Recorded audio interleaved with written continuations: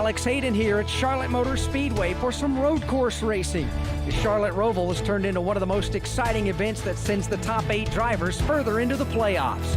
We've seen some memorable moments with last lap passes, crushed dreams, and inspiring comebacks. Who punches their ticket and makes their way into the round of 8 today?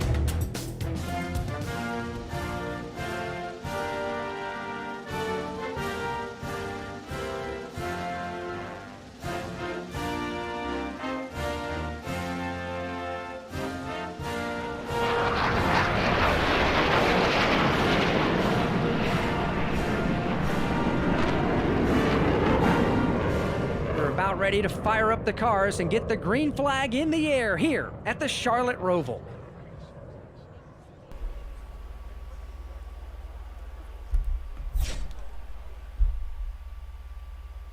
Ladies and gentlemen, we are live today, and that was the intro to the start of the Bank of America Roval 400 live on KRC NASCAR 21 Ignition round of 12 finale.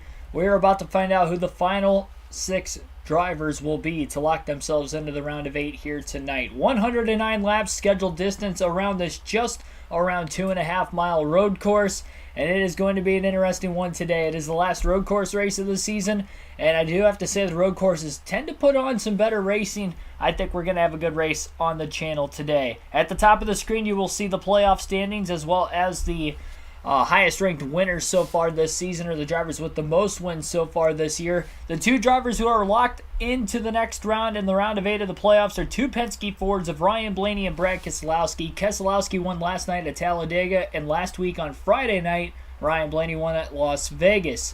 Blaney's coming in off a 35th place finish in a DNF at Talladega last night, but he had a hot streak going into that, looking to pick it back up today. Both Keselowski and Blaney, they are fighting for strictly just playoff points alone today.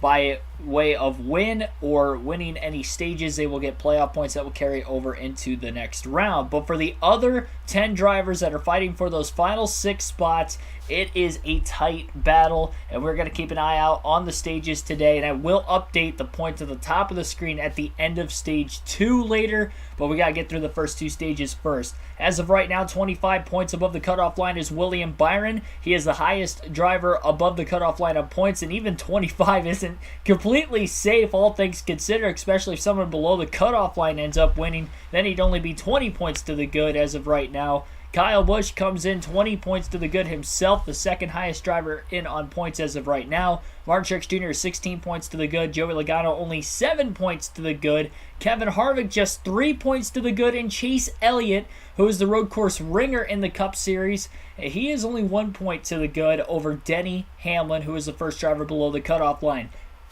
Defending series champion Kyle Larson is 7 points below the cutoff line right now, in danger of missing the next round, but obviously he can definitely point his way in. And 2 drivers that will likely need to win today's race to go on into the next round would be Alex Bowman and Christopher Bell.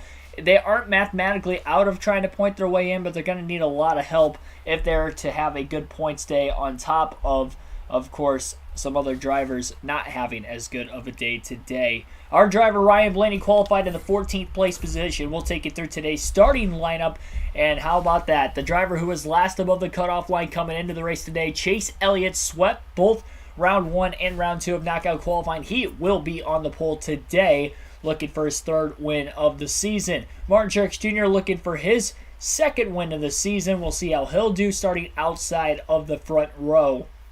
Denny Hamlin and William Byron will be in row 2, both sitting fairly comfortably above the cutoff line coming in. Well, I should say Byron is comfortably above the cutoff line, as we just mentioned, but Denny Hamlin, after a not-so-good finish at Talladega, finished 33rd yesterday. Unfortunately, he is going to have to come from deep in the field today, and or not deep in the field, but deep into the point scenario today, considering that he is 1 point behind Chase Elliott. So Elliott 1 point to the good, Hamlin minus 1 point. They're both starting in the top 3. Kyle Busch and Christopher Bell will be in row 3 for today's race. Kyle Busch, He is above the cutoff line. Christopher Bell is the last driver in the round of 12 right now on points. He's 39 points below the cutoff line. Likely in a must-win situation, but he's starting in row 3, so he may have a shot at it. And, of course, his first career win came on a road course, on the Daytona road course in 2021. Alex Bowman, another driver below the cutoff line. He is maybe in a must-win situation. He's only 22 points below the cutoff line. He could point his way in, potentially, but with Hamlin and Elliott both starting ahead of him, it's going to be tough for him to gain those points on those two drivers. But, again, a win grants him another spot into the next round. And he is starting in 7th. Austin Dillon, who was eliminated in the round of 16 of the playoffs, will start outside of him. And rounding out the top 10 in row number 5, it'll be Kevin Harvick and Kyle Larson. Harvick comes into the day. Let me double check that. Harvick comes into the day only 3 points to the good. But drivers who are behind him in points, he would have 3 of them starting above him in today's race. And he's got 1 starting alongside of him, Kyle Larson, who comes in 7 points below. So all the bubble drivers have qualified in the top 10 today. It is going to be a wild 109 laps at the Roval, to say the least. Like and subscribe for more daily NASCAR content as we get into tonight's full race live stream, live realistic commentary. This is going to be potentially one of the best races of the season. Cheyenne Trails, Rail Fanning, Furfur Express, Ethan, Yoshi Gaming, Mr. Williams, Billy Kramer. Oh man, we had a lot of you guys waiting. Thank you for sticking around for that. Joshua Rumsey, and I believe that was it. At least that's all I see as of right now. So thanks for everybody tuning in. Over 20 people watching as we are about to get the drop of the green flag right now, in a matter of seconds really. And it'll be Chase Elliott from the pole trying to lead the field into turn 1. I don't remember the game restarting you in the SS like that. I know that's not supposed to be the case, but the green flag is in the air. Chase Elliott got a tremendous launch into the first turn, and he is easily going to pull clear. And we've got a stack-up going on right now. Bubba Wallace almost coming to a complete stop, and Ryan Blaney got into the side of him. I don't think there's too much damage right now on the 12 car. This Wallace kind of got bumped and ran on out of the way. Side by side between Blaney and Larson for the time being. Joey Logano trying to slide back underneath the 12. Logano driving it in deep to get around the 12, and he almost sends Kyle Larson wide onto the AstroTurf in the infield. Close call there. Logano gets loose, still side by side with Larson. Blaney's checking up behind these two right now, and he's trying to make sure Bubba Wallace isn't going to get around him on the inside as they work their way back up onto the oval. Single file now into one of the fastest areas of the racetrack as they'll work their way towards the backstretch chicane this time by. Michael Turner, welcome to the stream.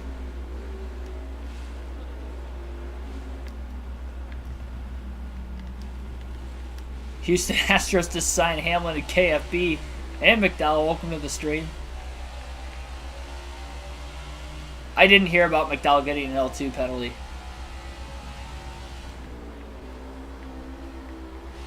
Somebody commented on a prior video about it, or prior stream about it, but that's all I saw of it. I've been very, very busy today. I had to work, and sorry for starting the stream late, but I didn't get a chance to get the point standings updated while I was at work today, so I wanted to make sure I did that before the start of this elimination race. 25 laps in stage 1 today. Should be able to go through the first stage without having to pit.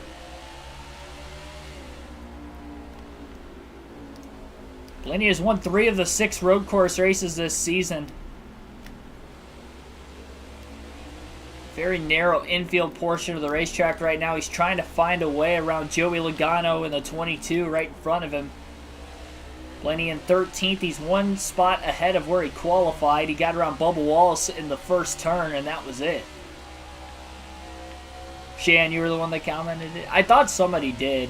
I didn't get a chance to actually look it up. I just saw the notification itself.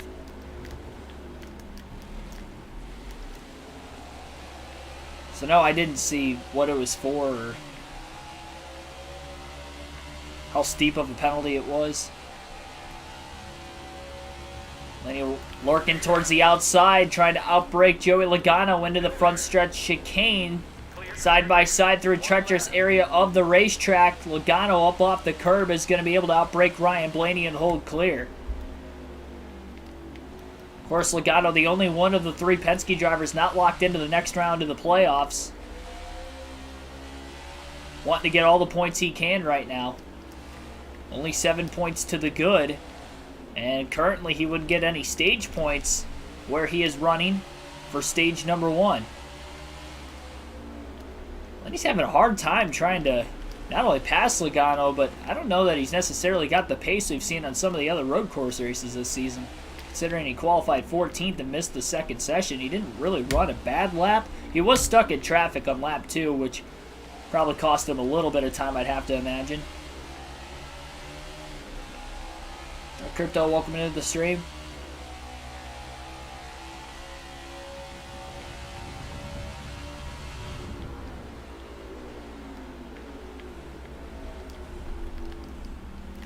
Blaney trying to have a shot, of course, by the end of the race today, taking care of his equipment. Maybe knows that stage 1 is going to be tough to win, knowing that it's only 25 laps, and qualifying 14th definitely didn't help him. Shoots the gap under Logano into the braking zone this time, and he'll clear the 22 into the front stretch chicane. So finally gets around his teammate. Took him almost a whole 3 laps to get up to 12th place. Qualifying again in 14th, but he passed Wallace in turn 1, so he was stuck behind Logano there for quite a while. Braking heavily into turn 3, trying to catch Kyle Larson in the 5. Got into the back of Larson.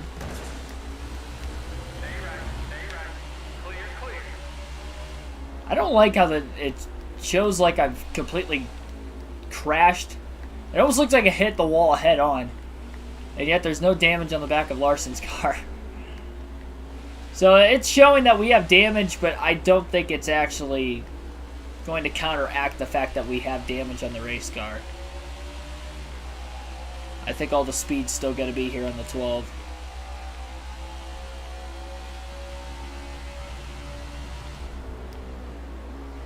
I didn't hit him that hard. Game made it seem like I hit him harder than what I actually did.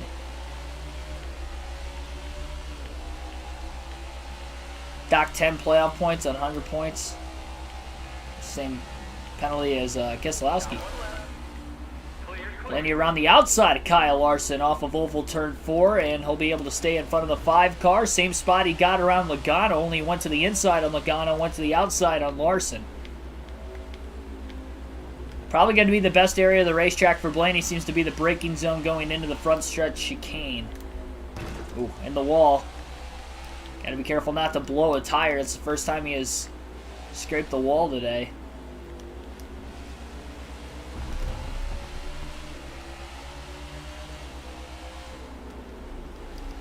Blaney to the outside of Brad Keselowski. I don't know that he's going to be able to complete the pass on him. Trying to find a way underneath his teammate. And the pass is going to be made for Ryan Blaney for 10th place. First time he's made a pass in the infield portion of the racetrack. He's got a lot of clean air in front of him. Maybe better the handling into the backstretch chicane this time. Heavy into the braking zone, trying to brake as late as he can as he closes on Austin Dillon in the 3 in front of him. Trying to take the advantage on the fresher tires while we're still in the beginning of the race. Saya Madri, welcome to the stream. Blaney closes on Dillon. All over the back bumper of the 3 car.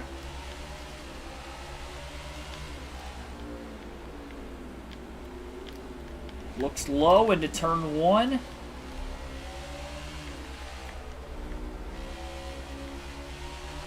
Yeah, I won at Las Vegas last week, so I'm locked into the next round. So I wasn't worried about my DNF at Talladega last night.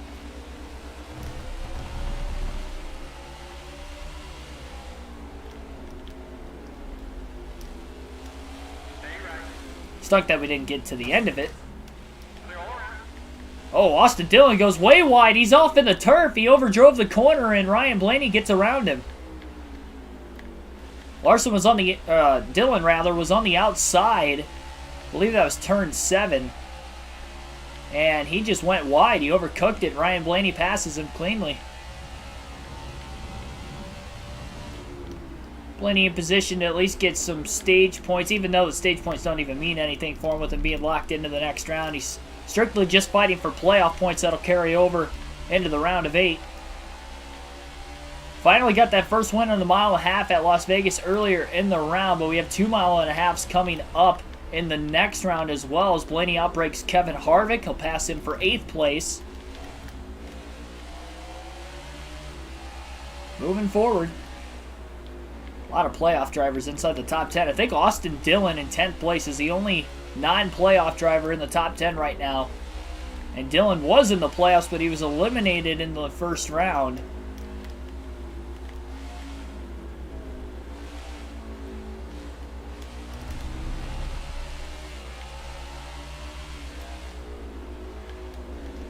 Thumbnail of the video looks like Watkins Glen because of the bus stop. It's not Watkins Glen, though.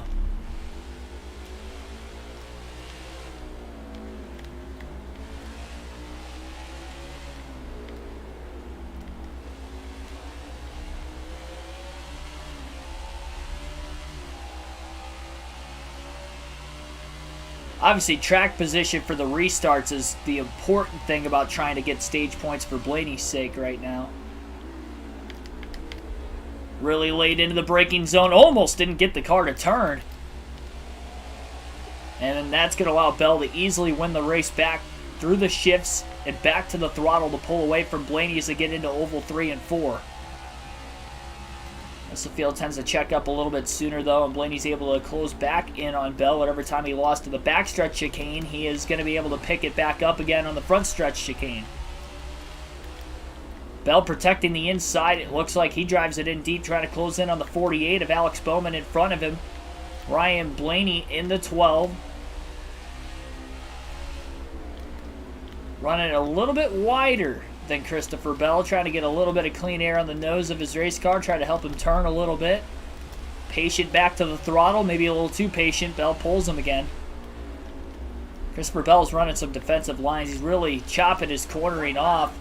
Blaney took a dive but got pinched off. Bell overruns the corner similar to Austin Dillon. He didn't go up off the track though like Dillon did. He was at least able to keep it off on the asphalt and that flat curb up at the top of the racetrack, but needless to say, he still overran the corner, left a lot of bottom open. He was pinching his corners off and maybe diving it in a little too early, and it finally bit him. And Ryan Blaney was able to make the pass for position.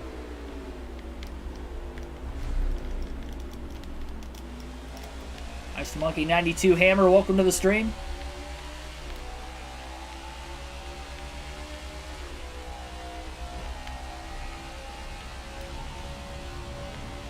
Blaney races by Alex Bowman. He's coming in hot. Look out, Kyle Busch. Oh, my goodness.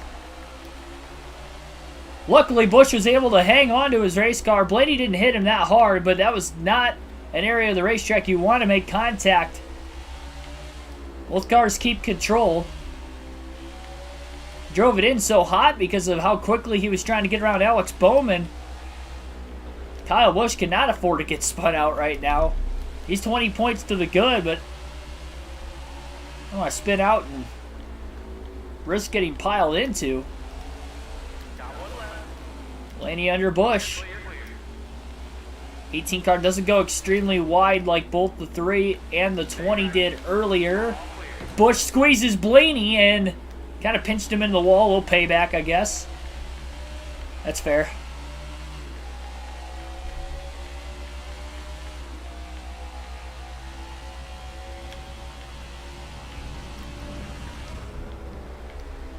Blaney trying to outbrake Busch again. How much deeper Ryan Blaney's able to go into these chicanes than everybody else. That's where he's really gaining the most time. Now trying to get as much draft off of Busch as possible. Busch trying to block down on the bottom. Blaney's going to go to the outside. And he is going to outbrake the 18 car. Setting himself up. Blaney inside the top 5 for the first time today and battling William Byron for 4th. Look how quickly... Oh, the top 3 have gone away and into the The wall goes Ryan Blaney. Oh no. And I believe Blaney's got a right front tire down as he overcooked it in turn 1. An area of the racetrack where we see drivers do that year in and year out. It's not labeled the DeWalt wall in this game, but that's what it was last season. Also referenced as the heartburn turn, as Dale Jr. likes to call it. Just too hot. Trying to get around Byron for 4th on the outside, and Blaney's going to have to make an unscheduled pit stop. His right front tire is flat. He's having a hard time trying to turn the car to the left. Larson almost gets into him.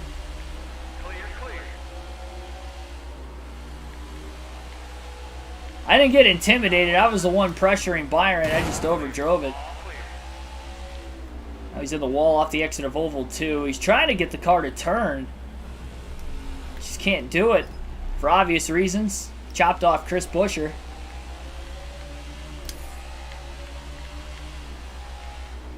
Blaney down to the apron, trying to stay out of the way now.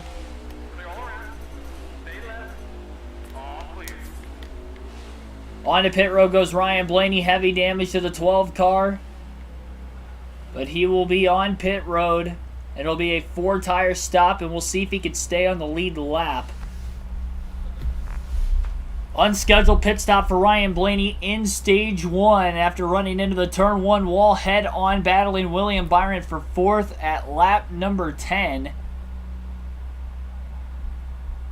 Good thing he's in the next round with that 35th place finish and no stage points at Talladega. That win at Vegas is looking like a lifesaver for this round right now for Ryan Blaney.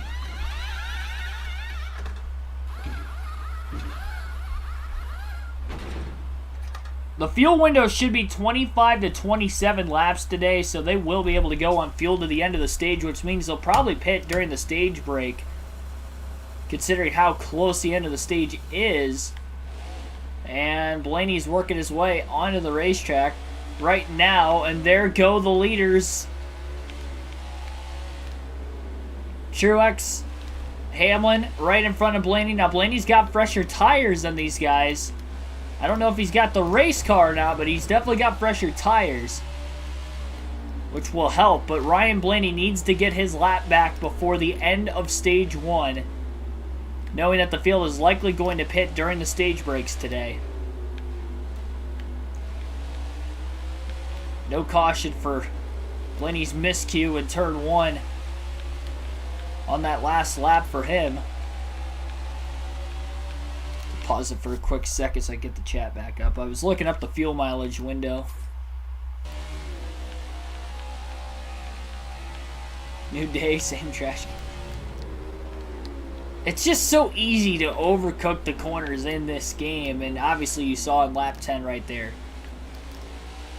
The NASCAR Heat Series, I could go almost the whole race without even doing that once. So to do it on lap 10 here, obviously Blaney was pushing hard, and he pushed it too hard, but the fine line in this game is a lot thinner.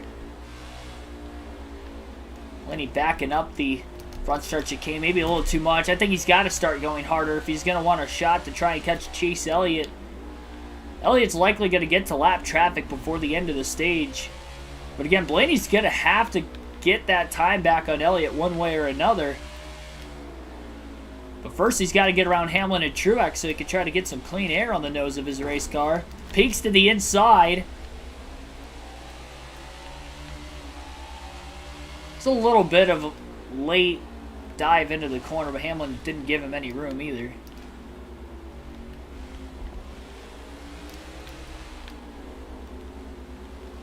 Blaney with the undercut move. That was the same move Chase Elliott was making passes back in 2019 to win this race. And pretty much all the way to even last year's race, he was pulling off that same maneuver in turn 8. Turn 8 leading to turn 9. That's the second pass Blaney's made today. That one obviously not for position. NASCAR Fan 7, welcome to the stream.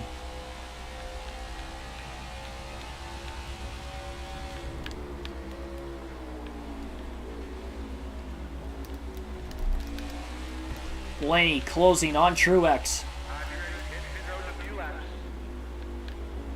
Trying to arc off turn 1 a little bit better than the 19 car in front of him.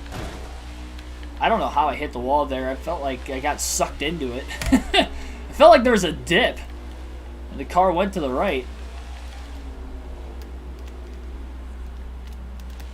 Landed a little bit too far wide that time. Hamlin not close enough to pounce, though.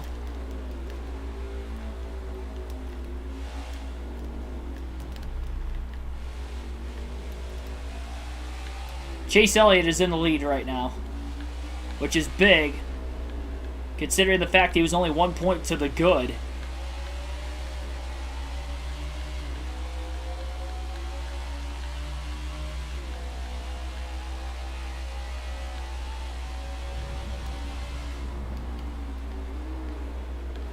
Elliott's already passed a few lap cars already, too. He's kind of getting through the lap traffic pretty good so far. The fact that Blaney's got about 10 lap fresher tires than everybody else in the field right now, and he's struggling to keep up with the 19 and the 11. I'd say that damage on the front of the car from that impact in turn 1 definitely is not helping the 12. Handling-wise, it doesn't feel any different, but in the long straightaway department, that is where he is really lacking. Now, I will say, there's really only 2 huge on-throttle portions of this racetrack where he can lose that speed, and that would be when he's back on the oval in turns 1 and 2, oval 1 and 2, and then oval 3 and 4 on both sides of the backstretch chicane / bus stop.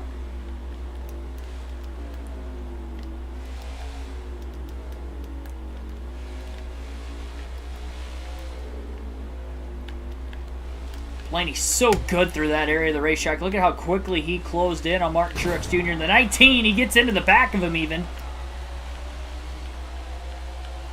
That's just going to launch Truex further out in front of him as they get into the oval. Blaney trying to hang on to as much draft as he can, and now he's getting a little bit of a pull in the draft. Looks low, but a little bit too far back to make a pass that time.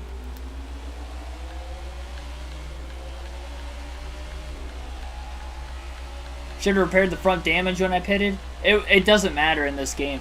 A lot of people tell me, why don't you repair damage all the time?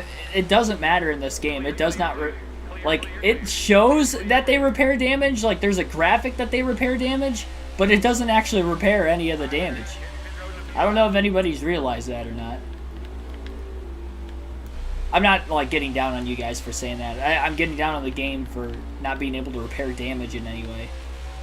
The NASCAR Heat games, it would repair all the damage. I didn't like that, but you should be able to repair some of it, especially if there's a graphic and a longer pit stop sequence for you to repair damage.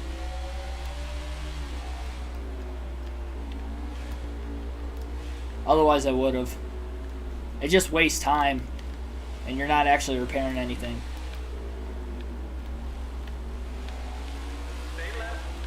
Here's that crossover move by Blaney. Barely gets around Truex in turn 9. Lap car of Joey Gase in the way. Blaney goes to the outside to get around him. Truex going to follow the 12 car to get around Gase. Trying to figure out where Chase Elliott is in this mess. Again, Blaney, that pass, by the way, on Gase was for position, but Ryan Blaney needs to get back on the lead lap before the end of the stage. There's no free pass in this game. Him hitting the wall in turn 1, making that unscheduled stop. Everybody's going to pit during the stage break. Stage 1, you'd have to imagine. Only a few laps till we pit.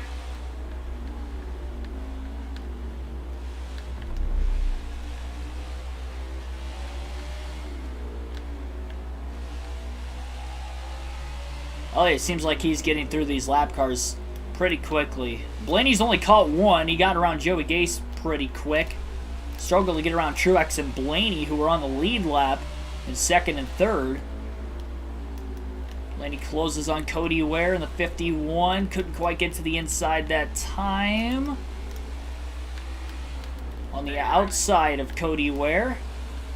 And he'll make the pass in turn 8 on the top lane. 2 more lap cars between Elliott and Blaney right now. I can faintly see him off certain corners. And Blaney might have a shot to catch up in these next couple laps because there is a line of about 4 or 5 lap cars right in front of the 9 of Elliott. And he's currently stuck behind one of them. Well, not very long. He blows around him oval 3 and 4 on the outside. Blaney needs to get around the 16 car of Gralla this time. Late braking into the front stretch chicane to get around Gralla. Oh, car on the wall! Chase Elliott! Elliott has cracked the wall off the exit of the front stretch chicane, and here comes Blaney to try and get his lap back. And Bilicki was able to clear the 9 car into turn 1. That was a big lick. I don't know if he spun out or if he just pancaked the wall getting back in the gas too soon. Big mistake for the race leader, Chase Elliott, and Blaney's going to have a shot to get his lap back. Look at the damage on the 9 car. He only has a 1-point gap over the cutoff line, and Blaney will get his lap back on Chase Elliott. That's one way to do it. Second playoff driver to make a mistake today. But unlike Blaney, he's not locked into the next round. And in fact, like I mentioned, he is on the cutoff line. That is massive.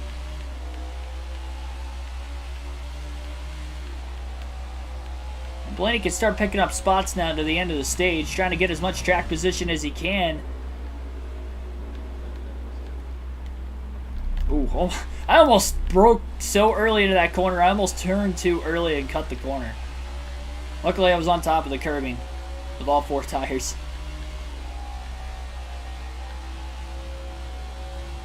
The Truex is running down the 9 car right now. He's only a second and a half behind him. Major championship implications for Chase Elliott and playoff implications if he's going to want to go to the next round.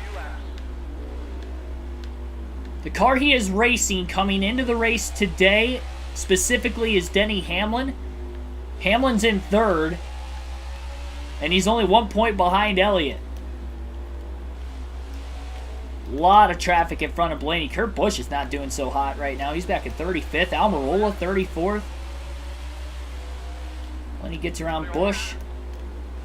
Got a lot of cars for position, though, for the 12 car to try and pass. He's got 10-lap fresher tires. He's got a much faster car than these cars he's currently trying to pass as well. Tries that undercut move through turns 8 and 9. He'll make the pass on Almirola with it.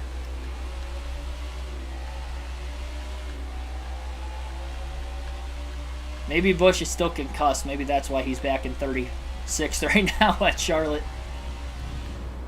He's a relatively good road course racer.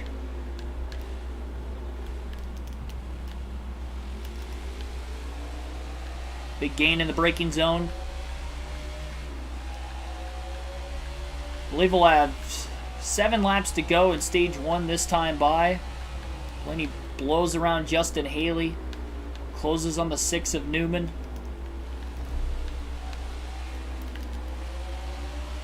Only a few laps till we pit. Newman driving it in deep into turn 1, trying to close the gap on McLeod in 31st ahead of him. Blaney to the outside of Newman. That was a heck of a corner by Blaney. Now dives underneath the 78 as well. Clear all around. Got 1 left. All right, hold your line. All right, hold your line. Contact with BJ McLeod. Clear.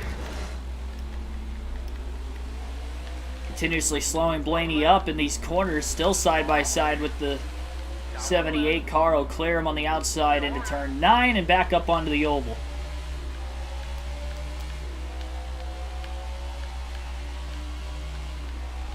Billy Carjoy, welcome to the stream. Well, the comfortable news is Ryan Blaney's back on the lead lap. Was able to close in on Elliott a couple laps ago after Elliott got in the wall while leading.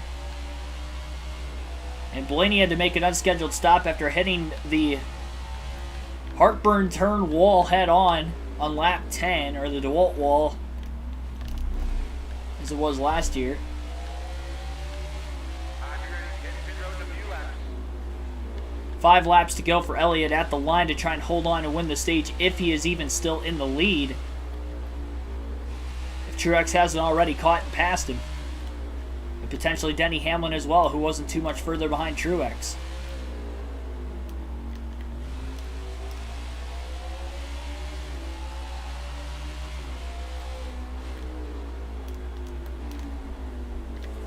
Blaney a bit wide.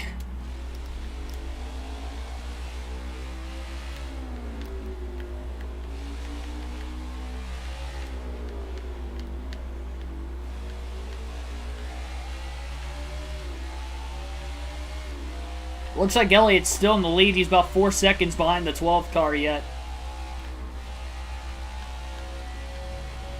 Log jam of traffic a little bit further up ahead that the 12th car is slowly catching.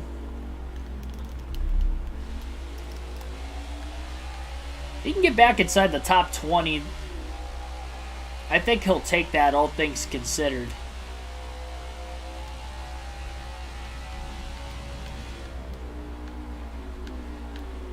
I don't know what the strategy is going to be like the rest of this race, though, for Ryan Blaney, knowing that the field's probably got to pit during the stage break to stay out, knowing you could go about another 10 laps after the restart to stage 2 and then pit in the middle of the stage again. You won't have to limp it around on a flat tire, so you won't have to worry about losing a lap.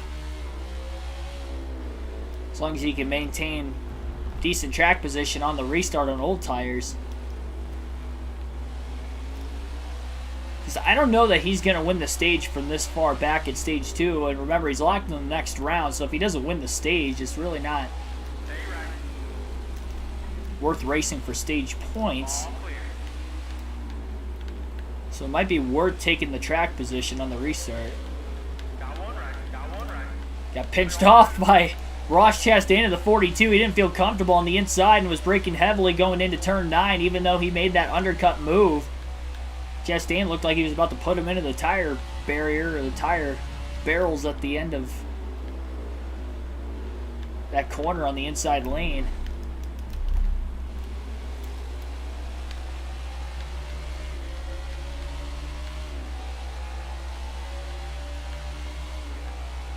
'76 current viewers watching today's Bank of America Roval 400 on NASCAR 21 Ignition. Be sure to like and subscribe for more daily NASCAR content. Only 19 likes on the stream so far tonight.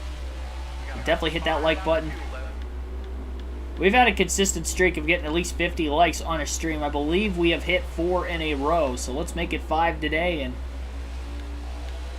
I think we've got a good shot to do that over the course of this long road course race, one of the longest road course races of the season. Blaney working his way around Michael McDowell in the infield portion of the racetrack, picking up another spot up to 28th. McDowell, road course ringer, has a couple top 10s on road courses. Not doing so hot right now. That was a tight corner by Ryan Blaney, but he did a great job not only keeping it off the wall, but still making the pass on Corey LaJoie in the process. Timmy Hill, Chase Briscoe, Quinn Houff. Next 3 cars in front of Blaney. He should be able to get around before the end of the stage. He's got a big run in the draft behind Timmy Hill. Oh, what is Timmy Hill checking up for? It was a big run in the draft for Blaney, and then Timmy Hill just seemed like he got on the brakes right in front of the 12 and basically brake checked him. That's a brake check if I've ever seen one before. Stephen McPeak, welcome to the stream. Why is my car smoking? It's just the physics in this game. Keegan McPants, welcome to the stream as well.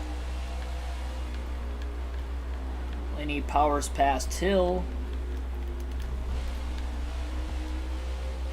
And sideways off the turtle that time. So Kyle Larson, again, he's 7 points below the cutoff line. He is in 11th. And Logano, one of the drivers he could potentially be chasing, also outside of stage points right now in 12th still. Logano comes in just 7 points to the good.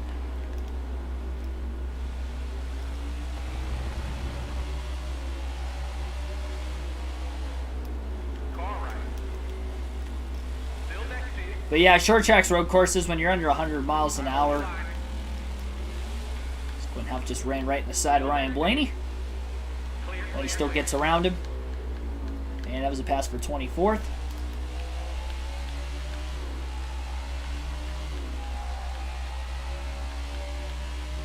Decoy, welcome to the stream. Why would you stay out? I'm trying to read your comment. I always tell you guys, short tracks and road courses are hard for me to do it just because I constantly having to look up so I don't miss a corner. NTR Chick and Duck 38, welcome to the stream. I don't think Blaney's going to catch anybody else for position. There's a lot of clean traffic in front of him. No need to push the corners too hard. Chase Elliott and the rest of the leaders will be coming to the final lap of stage 1 this time.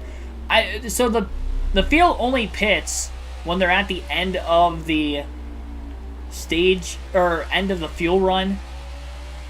And the reason why I would stay out and take track position is because I pitted earlier in the stage when I blew a right front tire in turn 1. Looks like Chase Elliott's still leading the stage. He's trying to hold on. He's got less than a lap to go to win it. I don't know. I just really don't want to restart mid-pack again and risk blowing another tire. I'm just trying to think like big picture here. We're not racing for points. We're racing for the win and for playoff points because we're already in the next round. Like, if I was having to point my way in still, I definitely would go for just pitting and trying to get myself back in the top 10, but I don't have to really worry about that right now.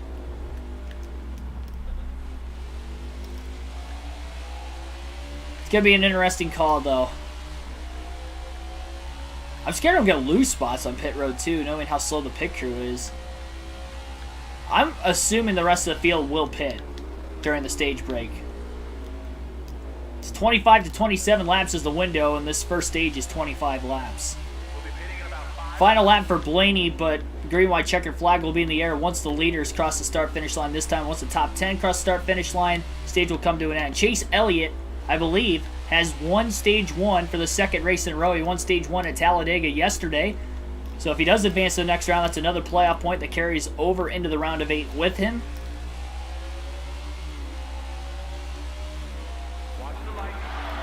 And there it is. Stage 1 has come to an end today. And we'll take a look at those stage results. Ryan Blaney, 24th, making that unscheduled pit stop. He was on the lead lap, though. Not sure how many cars exactly were lapped down at the end of the stage. But Chase Elliott wins stage 1. Martin Truex Jr. will finish 2nd. Denny Hamlin 3rd. William Byron 4th. Kyle Busch rounds out the top 5. Alex Bowman in 6th. Christopher Bell 7th. Austin Dillon in 8th. Kevin Harvick 9th. Brad Keselowski 10th. The only non-playoff driver, at least a driver who's eliminated from the playoffs already, in the top 10 at the end of stage 1. Austin Dillon, who ended up 8th. Everybody else all get stage points. Of course, again, Blaney, Keselowski, they're already locked into the next round. But Keselowski's still in the top 10 there. And again, Chase Elliott, only 1 point to the good on Denny Hamlin coming into this round. And he beats him by 2 points. So it looks like Elliott will be 3 points to the good over Hamlin going into the final stage. But remember, though, that Kevin Harvick was only 3 points ahead of Denny Hamlin. And Hamlin has already beaten him by 6 positions. So Hamlin would be ahead of Harvick as we run right now in the points. So Hamlin moves up. Then that would put Kevin Harvick 2 points ahead of Logano. He came in behind Logano by 4 points. So Joey Logano, as of right now, by my calculations, would be the last driver above the cutoff line by just 2 points over Kevin Harvick as we run. And again, I will update the graphics at the top of the screen once we get into the final stage, but I won't do that until the final stage. Let me get my phone real quick so that way I can take a picture and then we'll get stage 2 underway.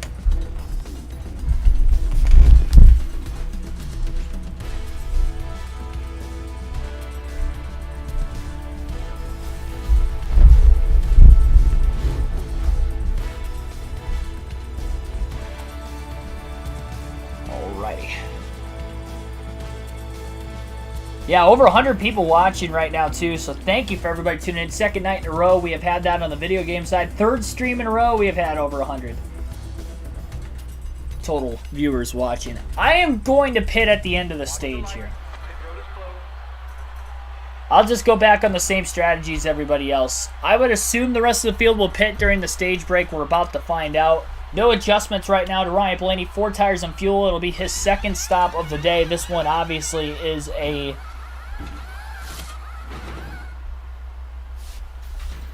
scheduled stop. The first one was not. Saw your message. building a Florida International Super Speedway and Minecraft track based of Daytona. And nobody else, by the way, hit pit road. And the green flag is going to be back in the air. I'm just going to... That's probably not a wise idea. Why is the field checking up so much? Well, they're checking up because they don't usually restart there in real life. Green flag back in the air. Ryan Blaney restarts in 19th, it looks like. Gained a couple spots initially. Pulling out a line. Oh, into the side of Kurt Busch. Kurt's a lap down. He just about ran the one car into the wall. Now Chastain into the back of Blaney. Vengeance for his teammate, perhaps. They're bottlenecking up ahead. Still bottlenecking. Still bottlenecking. Well, they're 3 wide. That might be some of it. Oh! How did Blaney not make contact with anybody there? Try not to get squeezed into the wall. This is insane. Blaney's got fresher tires than everybody else, but what? Who? Oh, the pace car is on the track. That's why. I was wondering why everybody... Oh, Chase Elliott's stuck behind the pace car. Oh, we got major glitch. The pace car is on the track. I was wondering why everybody was so slow.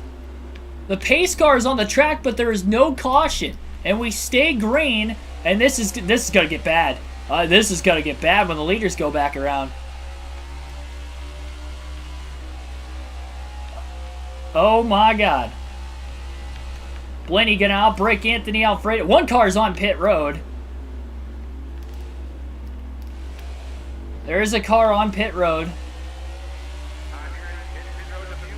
I believe it was Stenhouse who just hit the pits. This is about to get ugly. We have no track map to see exactly where the pace car is at, so I really hope it's not off a blind corner. I really hope he pulls the pit road when he gets there. If that's going to be the case, there might not be a crash. I'm hoping. We got a developing story here. Somebody has stole the pace car. It was out on the track on the restart. And Ryan Blaney, after pitting during the stage break, restarted 19th, is now going to get around Alfredo for 9th. And Chase Elliott, who won stage 1, was stuck behind the pace car. Now he's outside the top 10, which could hurt his playoff chances. Can you imagine if Chase Elliott does not make the next round because of the pace car glitch at the start of stage 2? I mean, it's possible. Ryan Preece is up to 8th. There were a lot of cars that were not in the top 10 that were able to get around the pace car. Bubba Wallace up to 6th. Suarez 7th. Obviously, Alfredo in 10th. And a lot of other cars are now on pit road.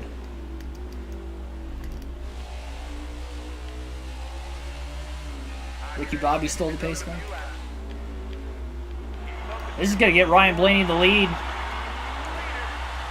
With them not pitting during the stage break, Ryan Blaney will lead in stage number 2.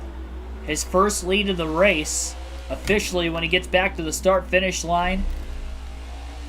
The only caution so far was the stage 1 break.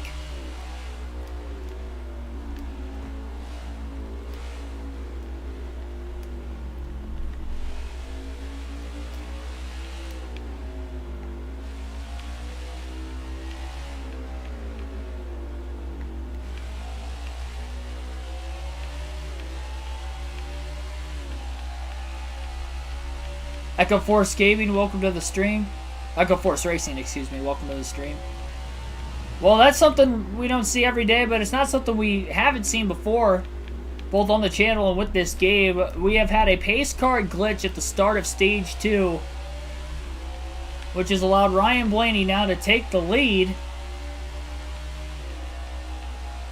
And we stayed green, which usually the caution comes out when that's the case, but we stayed green.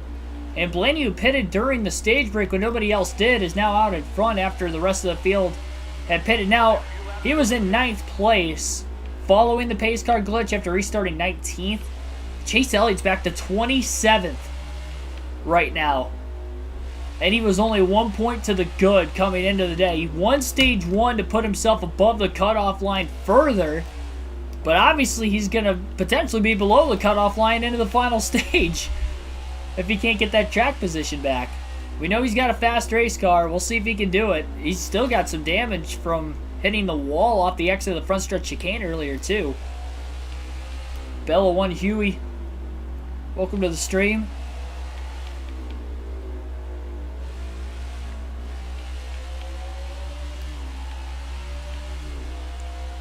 I feel bad for Elliott. Eric Jones is up to second. Kyle Busch is now in third. Kurt Busch, I think I just saw him in the top 15. Might have saw that wrong. Leaderboard's all wonky, just moving so fast, kind of hard to tell.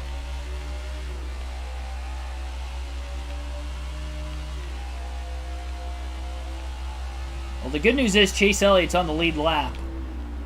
For now, at least. Blaney's got clean traffic. With the field pitting, I don't think it's going to be as long into this stage before Blaney hits lap traffic compared to when Elliott did when he had led every lap from the pole in stage 1. Route to sweeping the first stage.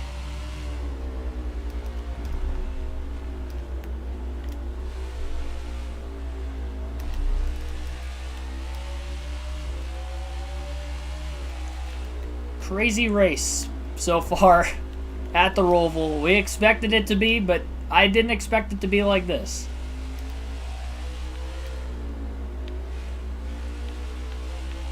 Well, again, field window 25 to 27 laps. Blaney pit during the stage break. Everybody else pit about a lap or two after the stage started. Some of them about 3 laps after the stage. Blaney's led for a couple laps now. You can see some of the lap cars very tail end of the field as he worked his way off Oval 2. They were just getting into Oval 3. And I heard from the chat about the penalty, but I didn't physically see it myself earlier. I was at work, I was unaware of it.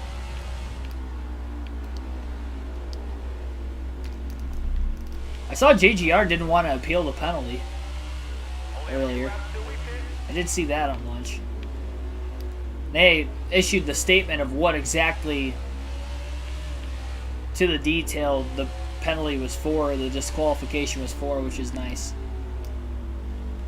Tyler Burback, welcome into the stream.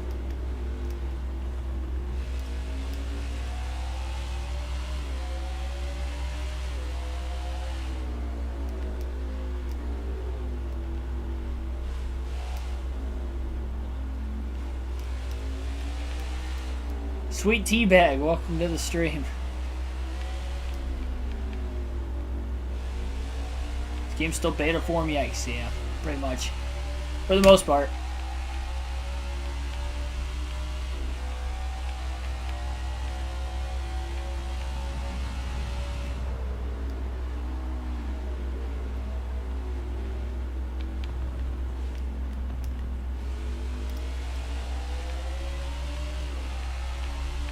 That's 3 penalties in the Cup Series. It's 5 different teams in the last week.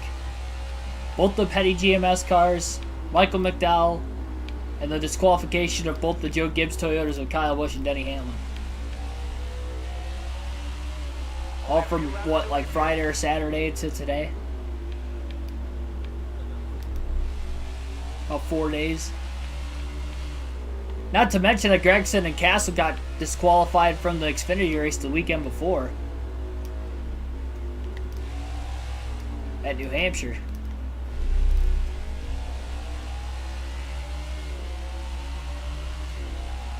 No tape on the car.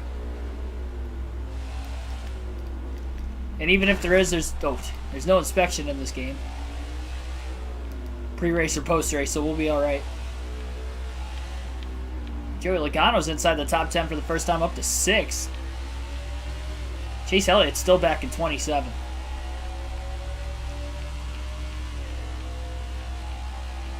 Well, Brad at the start of the year, yeah, but I'm just talking like in the last week and a half, there's been a ton of penalties.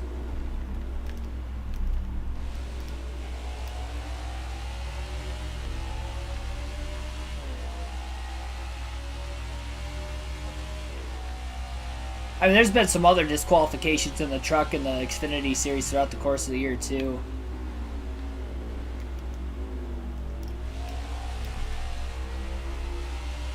Only a few laps till we pit.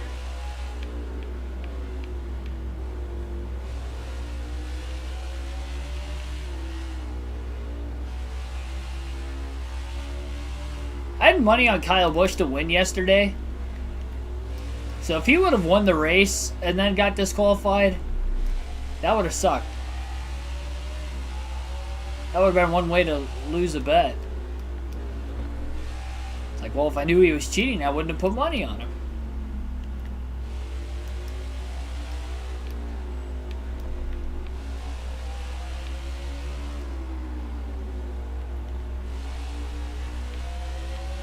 It's like Kyle Larson's cracked the top 10 for the time being as well, up to 10th. Elliott's still in 27th. I am sure I didn't modify a car part. I'm way ahead because the field pitted a couple laps into the stage, plus the pace car glitch on top of it. So that's why Ryan Blaney's got such a big lead right now. I guess his lead isn't as big as I thought. There are a couple cars only about 5 seconds back. I wonder if that might be Briscoe and Elliott who are behind him. And if it is, boy, Chase Elliott needs to run Ryan Blaney down if he's going to want a shot at this. If he is a lap down, I don't think there's any way Chase Elliott's making it to the next round of the playoffs unless he gets some DNFs going his way from other drivers in the playoffs. Even with the stage win, there's no way coming into the day, only 1 point to the good, with the 10 stage points, that he could finish 27th or right around there and still make his way into the next round on points. Usually get this deep into the playoffs, you can't really get away with a bad finish like that, no matter how many playoff points you have. I believe Elliott came into this round as the 3 or 4 seed. Actually, might have came in as the 2 seed. I know him and Logano were close. Byron also had that win in the last round. Plus, I think Byron might have been the 2 seed. And then Elliott and Logano were 3, 4 in either order.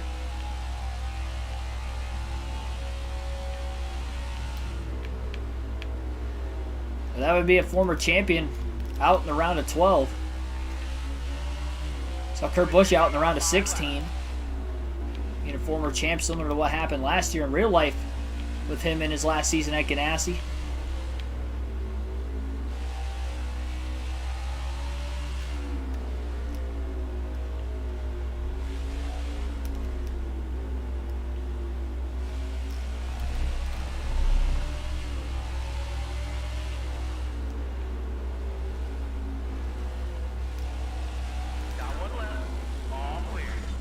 Contact with Timmy Hill. Blaney just completely took his line away. Timmy Hill's in 25th, so yes, Chase Elliott is 1 lap down right now. So for all you Elliott fans hoping that he makes it into the next round, he's got some work to do. And it's all because of the pace car glitch. And he was stuck behind the pace car longer than anybody else because he won the stage, stayed out, so he restarted in the lead. And there was nowhere for him to go.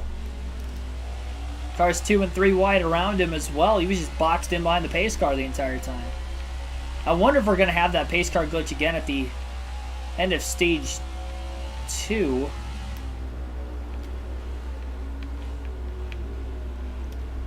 Lenny's just trying to lap as many cars as possible now. Make his chances easier going forward. We've still got a little over half of the second stage remaining as Blaney will get around James Davison at 24. Another car that Elliott's going to have to pass to get back in the lead lap. Earl Arnold Jr., welcome to the stream.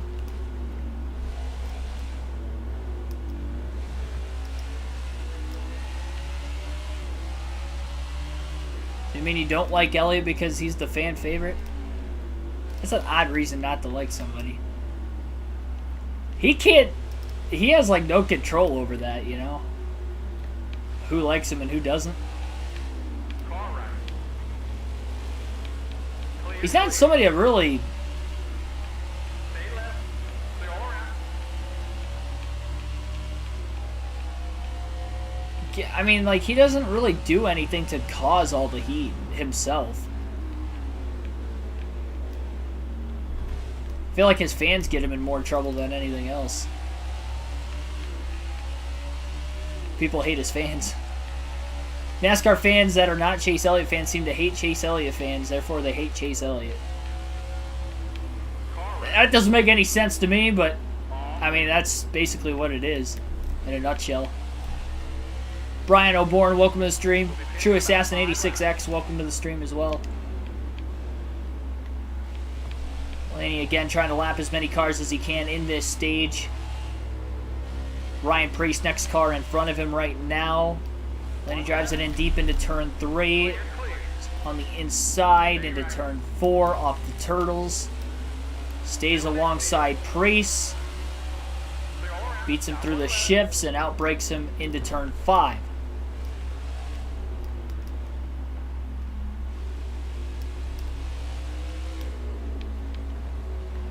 Corralo's already a lap down. Going to go a second lap down as he gets undercut by Blaney.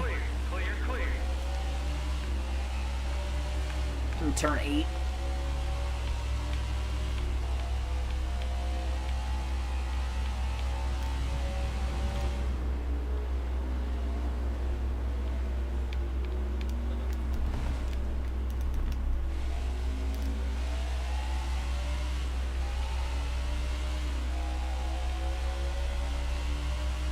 Already hate the game. I don't blame you. Not a big fan of it either.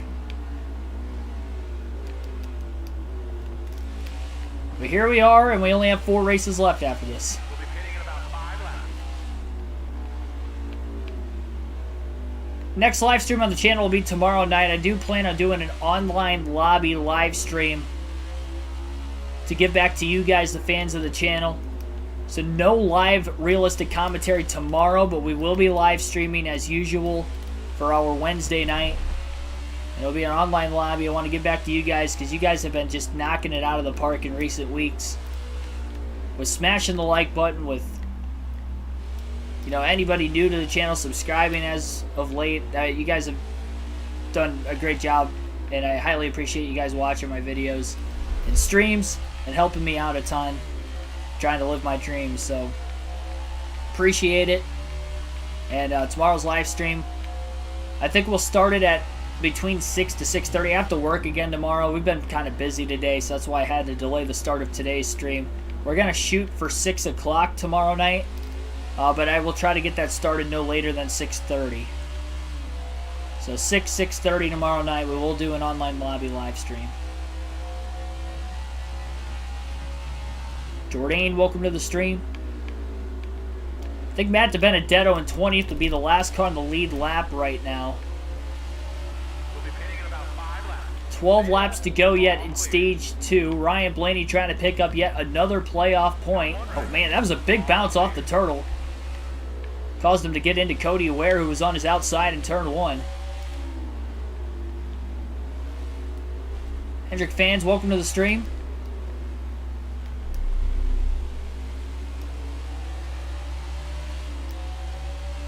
I didn't really lock the tires up there. I just kind of hit the curb and it threw me into the 51. I didn't realize he was still there, honestly. I thought I had cleared him.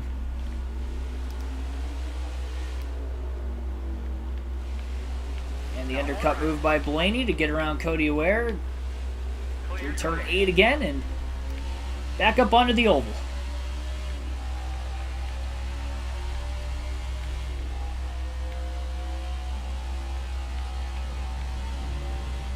As far as natural talent, I agree with you, Tyler Burbeck.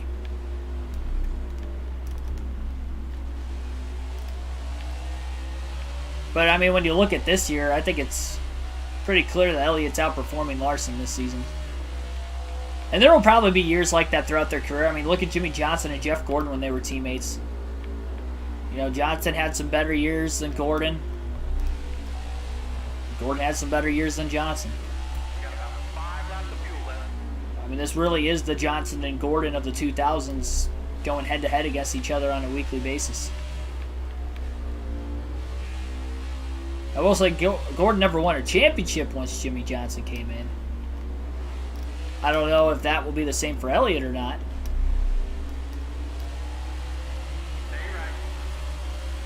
But he's also at a much younger age than Gordon was when Johnson came in. And Larson's actually older than Elliott, too. So that could play in Elliott's favor, at least in the long run. We would probably think that Larson would end up probably one day retiring before Elliott. And if Elliott's still at an elite level, you know, 15 years down the line, then I think he's got a higher ceiling than Larson for those reasons.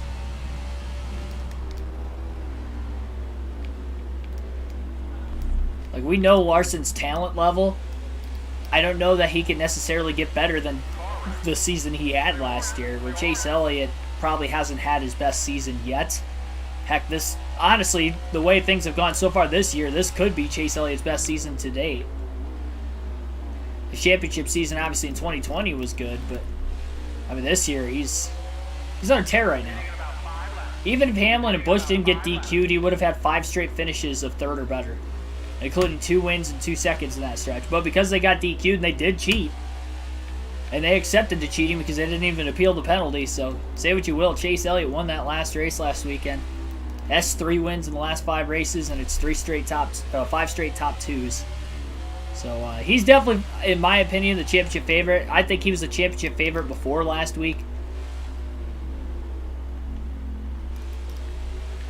Honestly, after he won Atlanta, he was probably the championship favorite in my eyes. And then he's only kept the hot streak going since then. Yeah, I heard about that NASCAR Rivals game.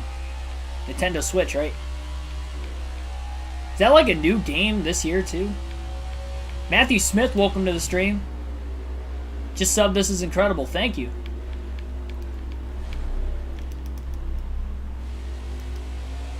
It's like Quinn Houff be the last car in the lead lap in 19th, rather. Anthony Alfredo in 18th. About another 6 seconds ahead of Blaney right now. Blaney's definitely got room to lap some more cars. The good news is for Elliott, the more cars Blaney laps before the end of this stage, that's more cars Elliott could pass at the start of stage 3 while being a lap down that he could pick up points on. But still, Elliott being a lap down himself right now, I don't see him getting enough points unless one of those other drivers around him in points DNFs as well.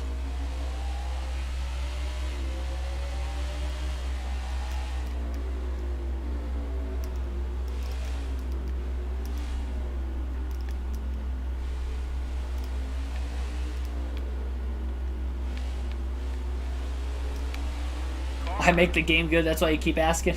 All clear. I do my best, at least.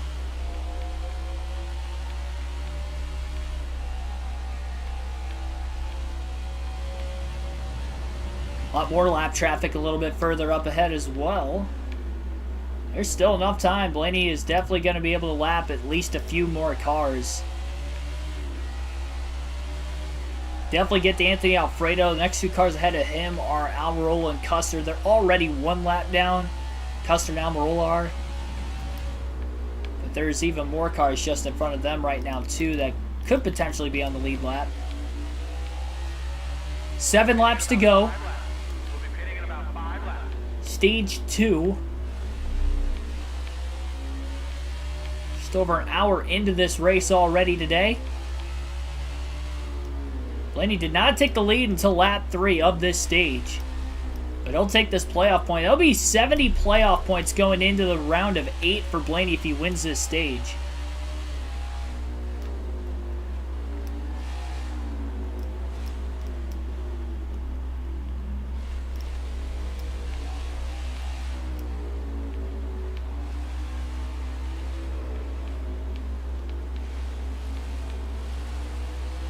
Yeah, it's just a glitch with the smoke.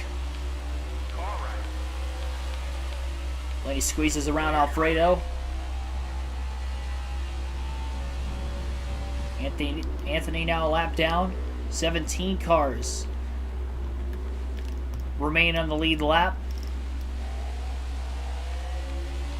Stenhouse is the last car in the lead lap. And Denny Hamlin, another playoff driver, who was third at the end of stage 1. That's actually the car, as of right now, that Elliott has to beat.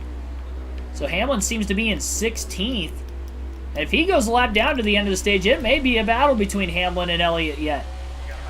So that's what Elliott is pulling for, is that Blaney could catch up and pass the 47 and the 11, primarily the 11, to put Hamlin a lap down before the end of the stage. With Hamlin in traffic, I think Blaney's going to get there. William Byron, another playoff driver, although he's 25 points to the good and is the highest amount of points to the good of any other driver coming into the race today.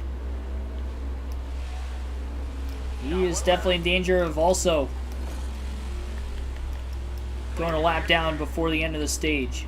Well, contact between Almirola and Blaney that time in turn 7.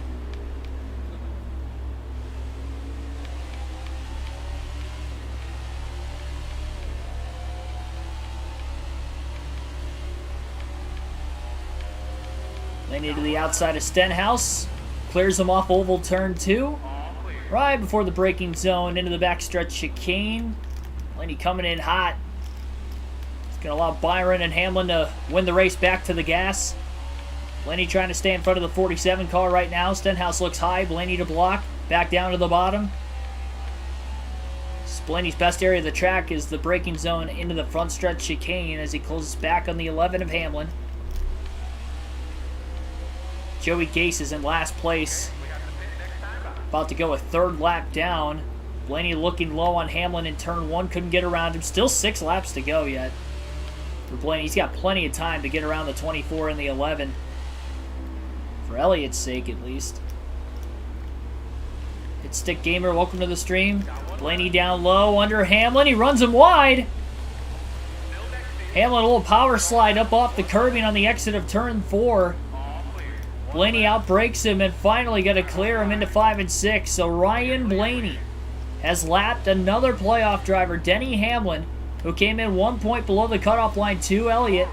Both scored a lot of stage points in stage 1, and now both are a lap down outside the top 10. Byron going to lose his lap off the exit of turn 8, back up onto the oval. 15 cars. 15th on back is now at least 1 lap down, so just 14 cars on the lead lap currently.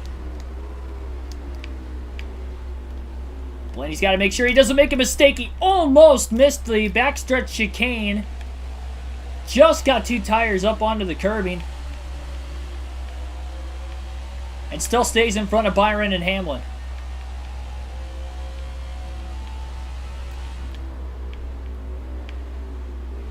It was not a penalty because he had at least 2 tires on the curbing. Definitely did not get there through there very quickly, though.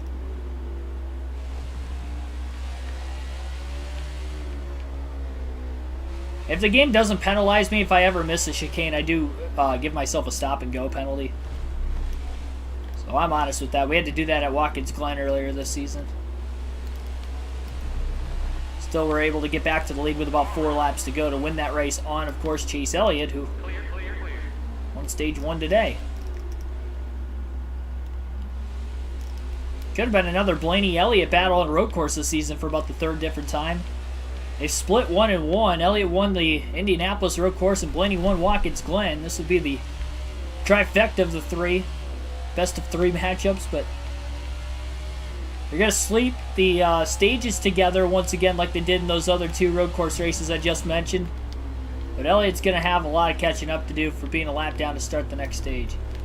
I think Ryan Blaney was nearly in that predicament at the end of stage 1, but he was able to unlap himself with about 6 to go in the stage. And here, Chase Elliott trying to play some catch-up. Yet I will update the point standings at the end of this stage. So you'll have to probably give me about 5 to 10 minutes during the stage break to update that. So that way going into the final stage, you guys will know exactly how many points, which basically equates to how many positions a driver needs to gain over another, because 1 point per position, unless of course you win, you're automatically in the next round. There's obviously other playoff drivers on the lead lap that will have a fair shake at it again. Kevin Harvick, who came in just 3 points to the good, Joey Logano's on the lead lap in the top 10 right now. He is only 7 points to the good. With all the stage points that Hamlin and Elliott scored in stage 1, it's going to be really tight. Elliott's picked up 1 spot. He's up to 26th. Blaney into the wall, getting back onto the oval. He's got to be careful. That's about the 3rd time he's hit the wall today. 2nd, though, in this stage. Luckily, he has not blown a tire the 2 times he has hit at this stage, though. Unlike in stage 1 where he did. In turn 1, hence the damage on the front of the race car.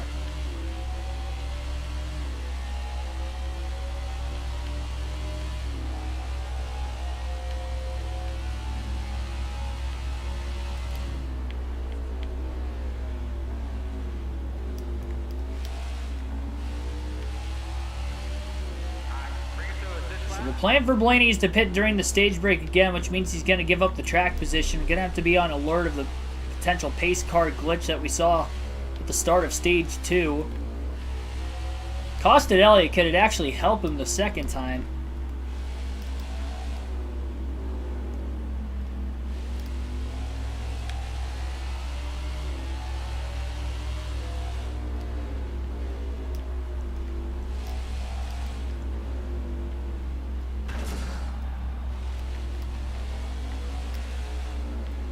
Cut the corner into the wall.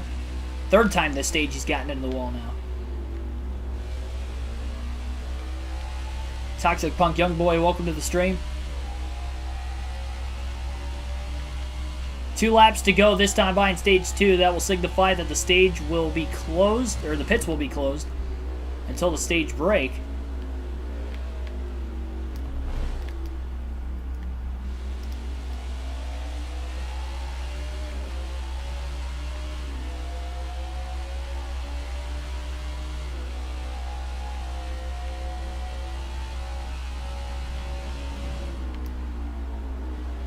Top 14 are on the lead lap right now. Oh, Blaney just missed the chicane, and now he's got to come to the stop and go.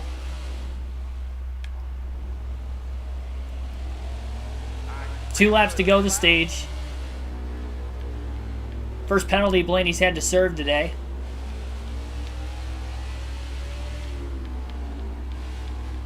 Remember, he has not raced on this old of tires before, so that probably is the reason why he had blown the front stretch chicane that time.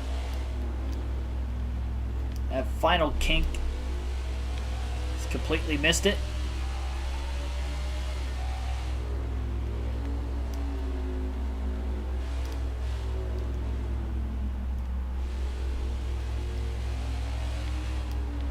And he served his penalty immediately, and Byron Hamlin still are a lap down. They're about 3 seconds or so behind, and they're still stuck behind Joey Gase as well. They have not been able to get around that 53 car this entire time. Yeah, Blaney had a gigantic lead. I wasn't too worried about it. I was more worried about the game giving me an invalidated lap. It did not happen, though, thankfully. I'd rather have that, which is what the penalty should actually be, is to stop and go. He shouldn't put you a lap down for it.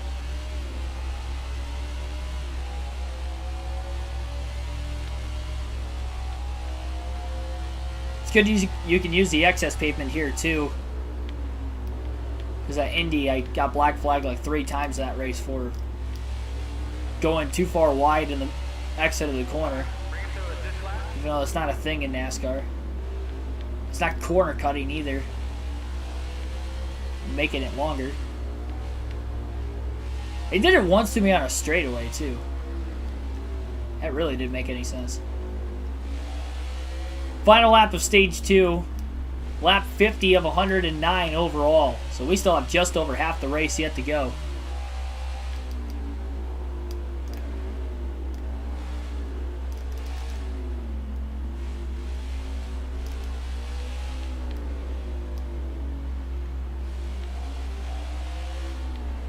Exit very close to the wall. It's risky. I like the whole tight exits, or low exits to the corner, because you are making the track a bit shorter. I don't want to risk getting back into the... I mean, it's going to wear your tires out more, but I don't want to risk getting into the wall, because one little gradual hit into the wall could blow a tire. We've seen that many times with this game. I think I'm fine with the line I'm running, honestly. It's going to work for Blaney to win stage 2. We're about to go into the final stage. Cohen Wizard, welcome to stream. Santiago Kid, welcome. Ryan Blaney will win Stage 2 at the Charlotte Roval, trying to get his 4th road course win of the year, looking for win number 11 on the season. So Ryan Blaney is a stage winner once again. And we will take a look at who will all get stage points this time. Eric Jones will finish in 2nd in the stage. He's the highest running non-playoff driver. Great run for him so far. Kyle Busch 3rd. Brad Keselowski 4th. Martin Truex Jr. 5th. Joey Logano 6th. Kevin Harvick 7th. Alex Bowman 8th. Bubba Wallace 9th. Tyler Reddick rounds out the top 10 in stage 2. So I'll take a picture of this real quick.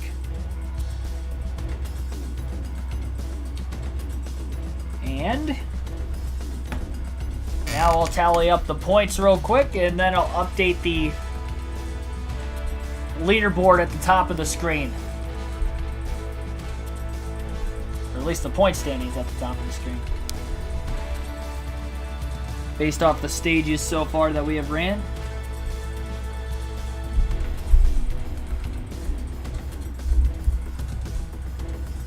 I'll try to pay attention to the chat from time to time while I'm doing this.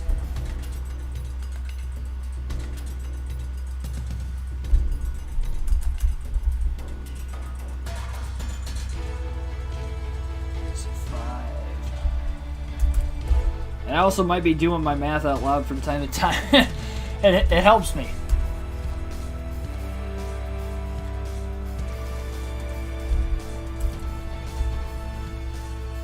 Alex Bowman got stage points in both stages, I do believe. Yeah, he did. That'll help him a little bit with this points situation.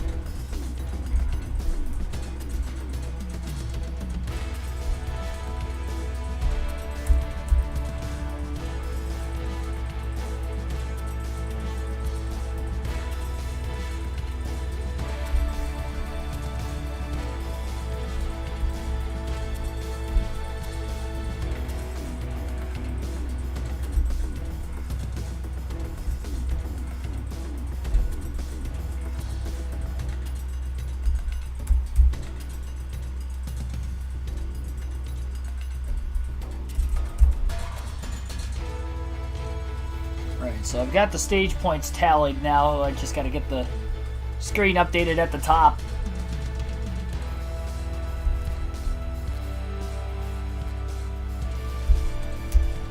At least I have less drivers this round than what I did when I was doing this for the Bristol elimination race last round.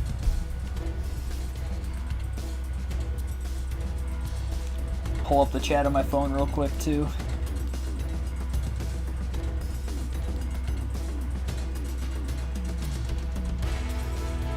Dive on the backstretch chicane.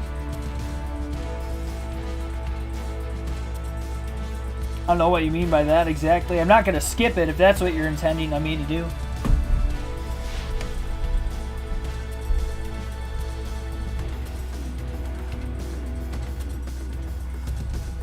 So I guess Kyle Busch would be the highest on points right now. What's the difficulty level? Champion difficulty, Randy. Thanks for tuning in, by the way, also. But the field pitted at the beginning of the stage, plus there was a pace car glitch, so that's really the only reason I won by that much.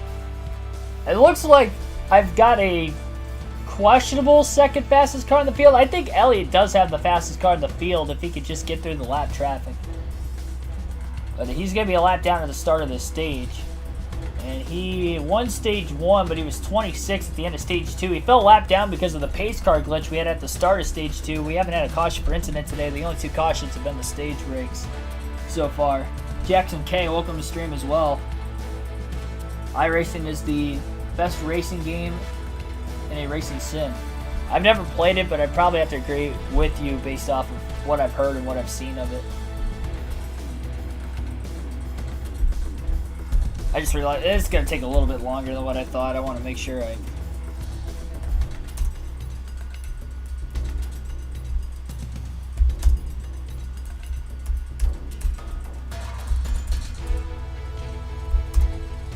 So, Blaney, Keselowski in, Kyle Busch.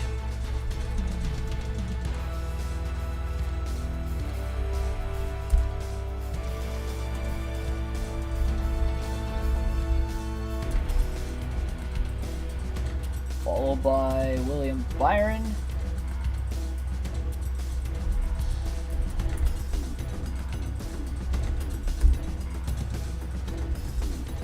I guess now's the time to ask me a bunch of random questions while we're killing time here. I'm trying to make this as quick as I can.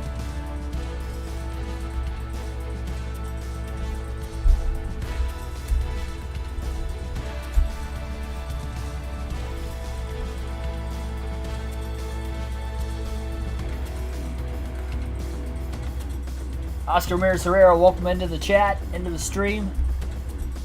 Appreciate those of you bearing with me while I'm trying to update the current point standings at the top of the grid before we get started with Stage 2 tonight.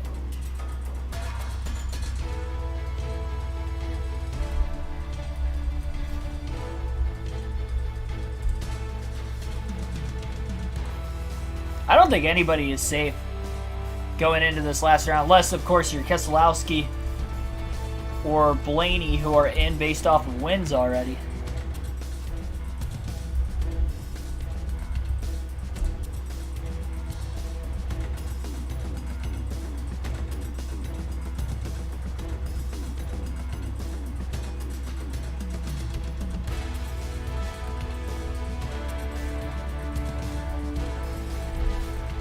I don't think I gave Hamlin his stage points.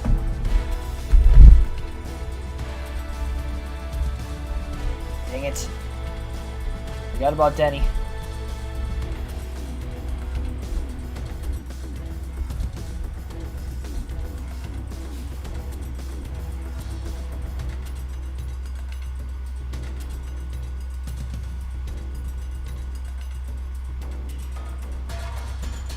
Larson only got a couple.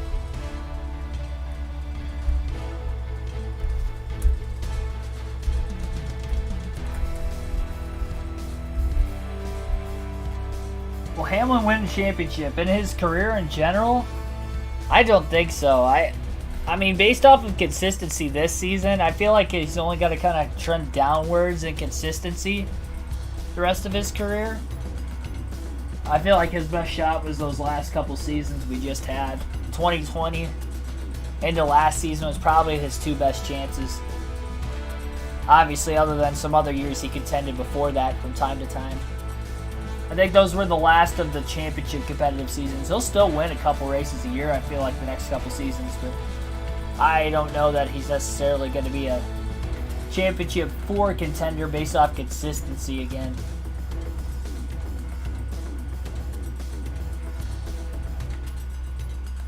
I think that kind of went by the wayside for himself with the new car, at least.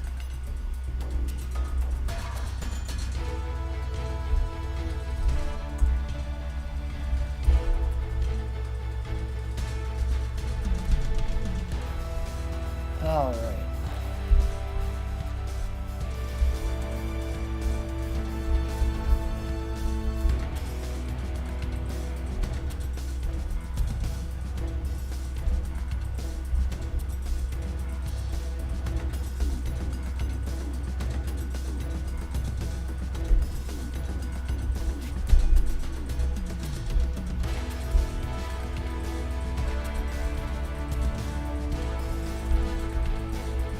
So nobody is locked into the next round on points based off of the first stage. I will tell you guys that right now.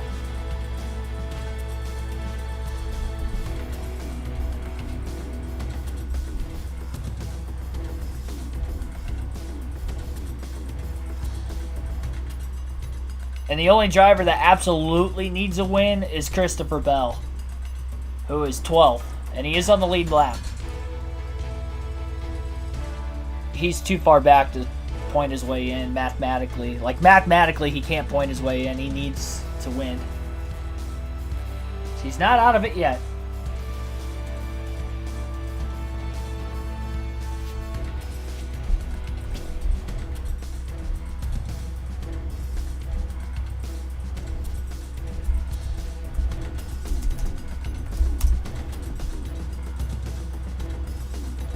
Did the Gibbs boys lose any points for cheating? I mean, technically, with getting disqualified, they lost whatever points they would have had for the race.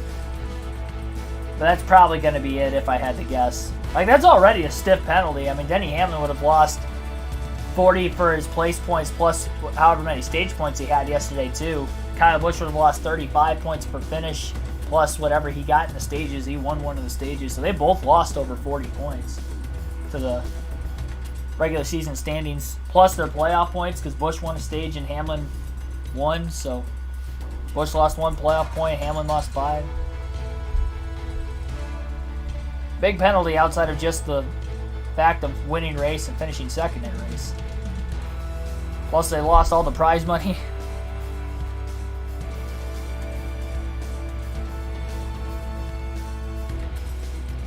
Bowman needs a second win for our season, yeah. We might be talking about real life too. That would definitely also help him in real life. He hasn't shown the consistency over the summer months like he did at the very start of the season now. Same goes for Byron. I really only trust Elliott and Larson, and even Larson's kind of...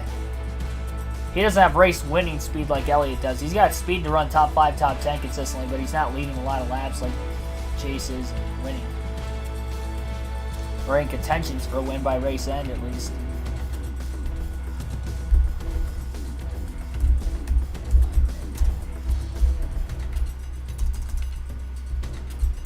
Like I said, guys, I'm almost done with this.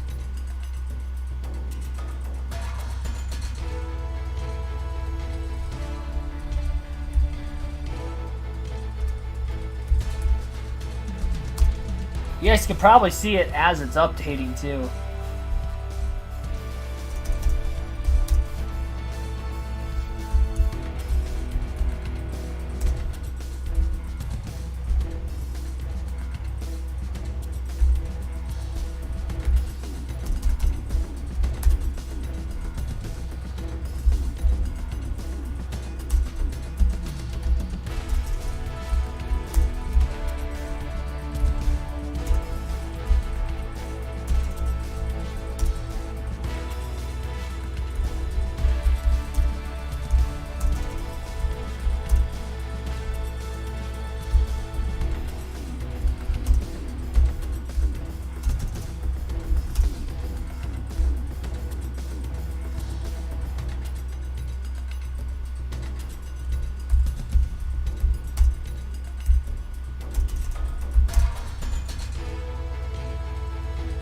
Yeah, thanks for everybody staying tuned. Give myself like 10 more seconds. Be ready to go.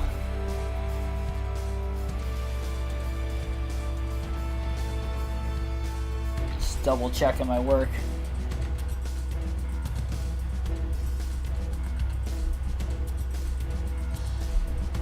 Alrighty.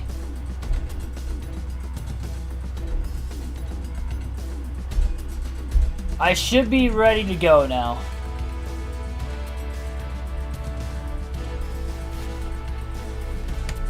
So before I declare to hit pit road during the stage break, I'll read off the point standings to you guys going into the final stage. So this is updated through the first 2 stages so far. Again, Ryan Blaney, Brad Keselowski, they're locked in based off of wins. Kyle Busch is 26 position / points to the good into the final stage. William Byron, 24 spots to the good. 23 spots to the good is Smart Trucks Jr. Joey Logano in 6th. This is where it gets tight. Joey Logano only 4 points to the good. Chase Elliott is 3 points to the good. Kevin Harvick is 1 point to the good. And then Denny Hamlin is -1 point. Kyle Larson can point his way in still, but he's got some work. He only scored a couple stage points compared to the guys around the cutoff line ahead of him. He is -15. Alex Bowman, he didn't gain or lose any points despite having stage points in both stages because of how many stage points the other drivers ahead of him had, excluding Larson. So he's still 22 points back. And then Christopher Bell is the only one in an absolute must-win situation. He has 43 points down. So Bell will have to win if he's going to move on to the next round. I just ripped my headphone out of my ear. Alright. So Blaney will pit during this stage, just like he did back in stage 1. And he will not take any adjustments. So no adjustments needed.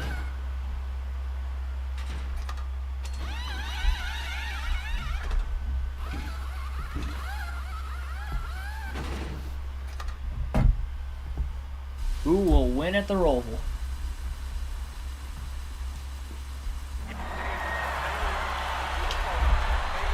I can see the pace car on the track already. Green flag back in the air. Blaney's trying to get through it as quickly as he can. The pace car is on the racetrack for the second time today. We are having a pace car glitch just like we saw at the start of stage 1. Blaney almost missed turn 1. Priest got into the outside wall off the exit of turn 1. Field not majorly stacking up yet. Mostly single file right now. They might all be passing the pace car currently. Blaney's got to make sure he doesn't run into the pace car. He was aware last time. But I think I saw the pace car on the racetrack. I could be wrong. Maybe the pace car wasn't on the track. Oh, DiBenedetto had a big slide. Going into turn 7, Blaney trying to undercut turn 8 to get underneath Newman. He'll make the pass on the 6. Gets underneath the 21 of Matty D as well. Blaney already up to 10th. Pace car been stolen. I don't think the pace car is out there like it was last time. I thought I saw him up there, but I must not have. Wow, that was a near miss. Into the backstretch chicane. Blaney just got to the inside of BJ McLeod in time to keep from running into the back of the 78 car into the backstretch chicane.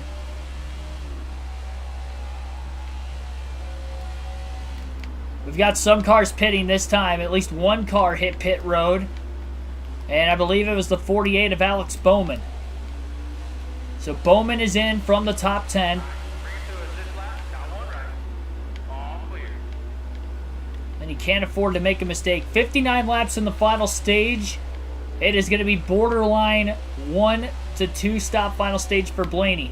Everybody else, because they did not pit during the stage break, it's going to be a 2-stopper.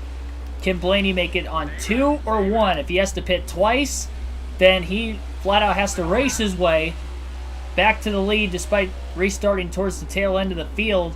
Means he was the only car that hit pit road during the stage break. It is going to be close on how far he could push it. He's going to have to go... If he goes 27 and 27, I think he's going to be right on the nose. No, that's only going to get to 54. It is a 2-stop race to the end for Blaney. Regardless. Even if he goes 27 laps. So 2 stops for Ryan Blaney and 2 stops for the rest of the field. So it's a race. It's going to be alternating kind of pit strategies because of when everybody will pit, but it's 2 stops for everybody in the field to make it to the end. Denny Hamlin on his way in, a couple other cars pitting this time by. Will we stay green to the end of the race as well? Lucas Salisbury, welcome to the stream. Blaney back up to 5th. He will cycle to the lead for now.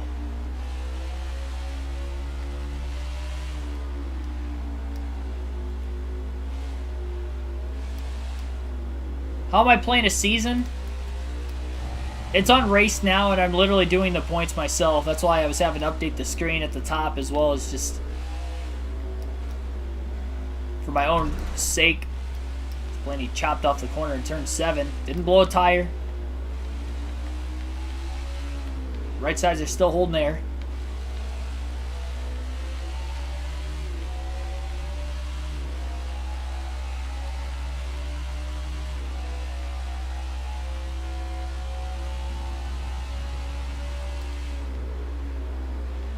Probably going to have to watch out for more cars pitting off of oval turn 4 up ahead. Blaney is aware of it as he gets to the outside of Ricky Stenhouse Jr. He'll be able to clear him in oval 3 and 4. William Byron, next car in front of him, stays out.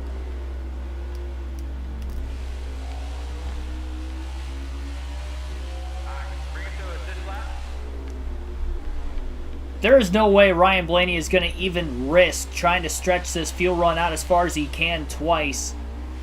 He'll pit at lap 25 in this stage, and then 25 laps after that he'll pit again, knowing it's a 2-stopper to the end of the race yet. in this final stage for everybody.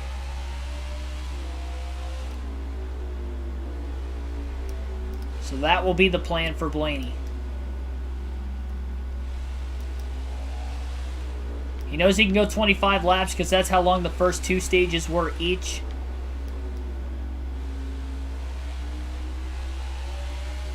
Kevin Harvick still on the racetrack in second. I'm not sure who the current leader is. How am I keeping up with the points? Because I can do the points. It's only 1 point per position. It's pretty easy math. 1 point per position. Top 10 gets stage points at the end of stage 1 and stage 2. I take screenshots and pictures of the finishing results and the stages and tally it up throughout the course of the season. I usually don't take the long breaks like I just took to update it mid-race, but the reason why I'm doing it tonight is because it's a cutoff race. I did the same thing with the Bristol elimination race in the round of 16 also. And I'll do the same with Martinsville in the round of 8, just so we have a update at the end of the stages throughout the course of the race, what the points are actually looking like. Kyle Larson is currently the race leader. Interesting. I don't think any other car hit pit road, but Larson has stayed out longer than anybody else right now. We're on lap 5 of stage 3. Lap 55 of 109 overall as we are halfway home.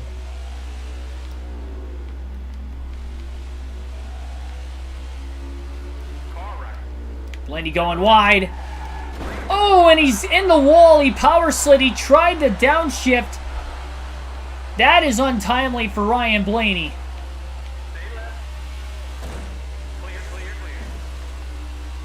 He's about to turn Ty Dillon on accident. He couldn't get the car to turn to the left. Second time Ryan Blaney's blown a tire, and that one was off the exit of one of his best corners in turn 8. I don't know if it's the right front that's down or the right rear. It feels as if it's the right front. And Ryan Blaney gonna have to pit a lot earlier than what he was hoping. It's going to cost him a little bit of time, and I guess he's going to be on similar strategy now as the leaders. So 4 tires and fuel for Blaney. Second time he's blown a tire today, and obviously at stage 3, he just got back in the gas a bit too soon. And then he tried to downshift to keep the car from sliding into the wall, and he power slid a little bit too much. Pancaked it. And he's going to lose all those spots he was just gaining, unfortunately. Well, now Blaney's going to have to race his way back up a little bit harder.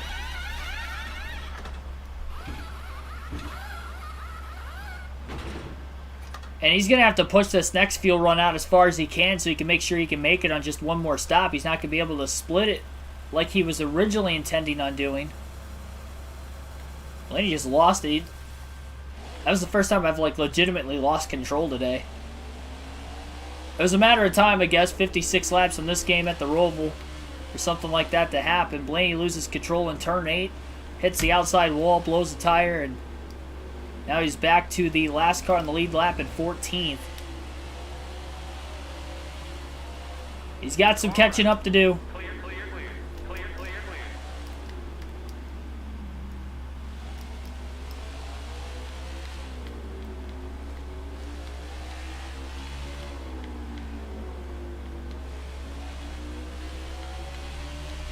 Keep the pace car off the track, yeah. That was weird how we had it at the end of stage 1, didn't have it at the end of stage 2. Denny Hamlin is back to 24th all of a sudden. There's a lot of traffic up ahead, by the way. Blaney gonna have to get through it as quick as he can.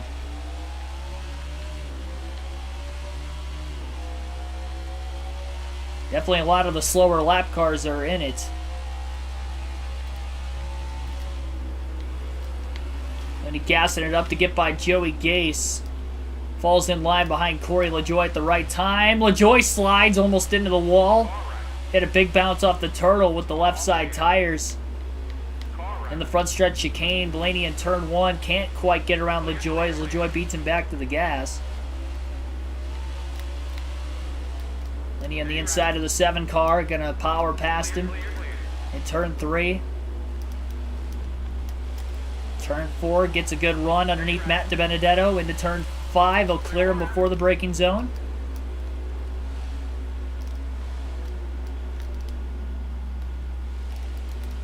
Puts the pressure on Almirola. He'll try to undercut 7 and 8 to get by the 10 car. Easy done. Chase Elliott's up to 19th. He's gained quite a few positions since the restart. Was 26 at the end of stage 2 after winning stage 1.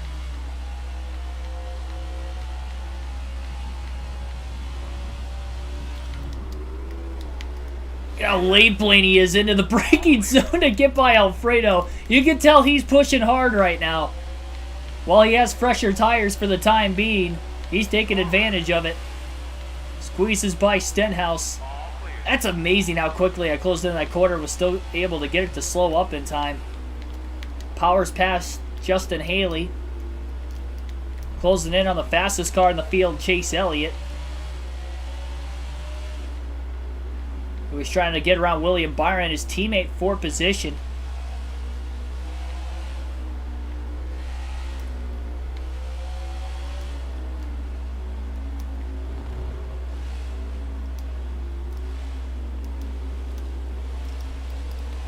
Again, Elliott 3 points to the good into this stage. Blaney gets around Elliott up high.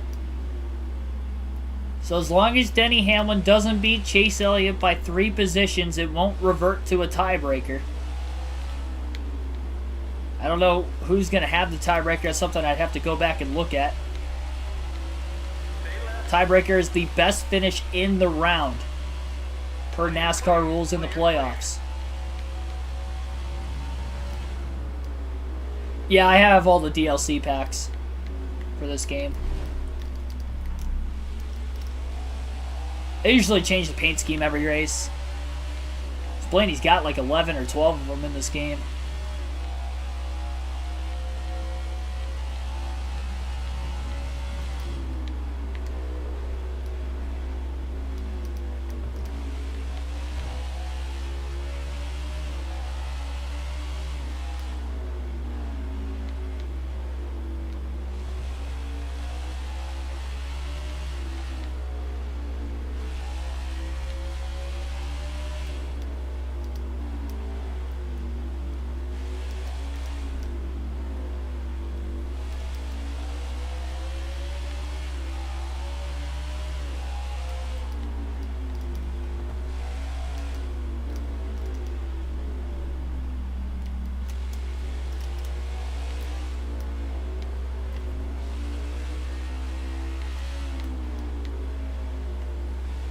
Blaney still pushing hard right now, trying to stay in the draft behind the 14 car of Chase Briscoe. Gets to the outside of him now. Kyle Larson still in the lead. Larson is 15 points below the cutoff line. So if he wins, he will advance himself into the round of 8. And that would put the last driver in on points right now.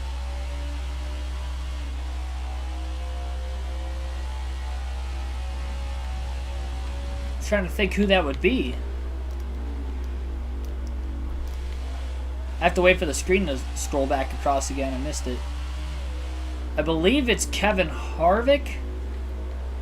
Harvick is the last driver in by 1 point right now over Hamlin. So Harvick would be below the cutoff line by 2 points to Chase Elliott. That would be the new cutoff line. And Harvick, as of right now, is way more than 2 spots ahead of Elliott. So if Chase Elliott's teammate Kyle Larson wins this race, that would actually hurt Elliott's chances of making it. But if Larson doesn't win, Elliott may have a shot.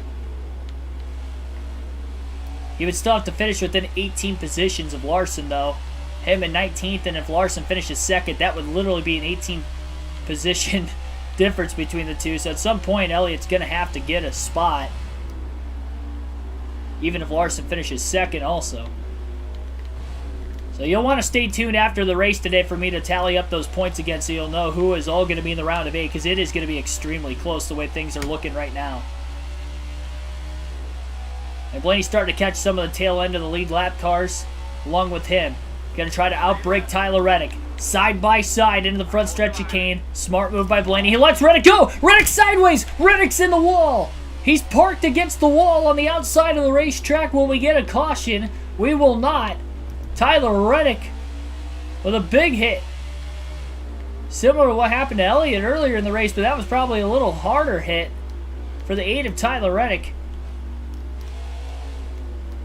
Side by side, and then Blaney backed the corner up at the last second to just let Reddick go, and Reddick ended up wrecking, and that was an easy pass for Blaney off the exit of the corner.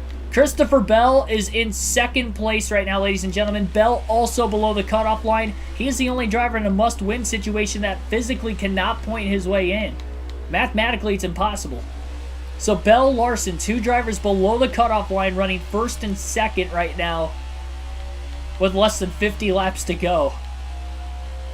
Oh my goodness, this is just... I figured it'd be crazy with all those drivers around the cutoff line qualifying well today, and then the drama with the pace car glitch put Elliott and Hamlin behind the 8 ball, and here we are. Stage 3, we've got drama.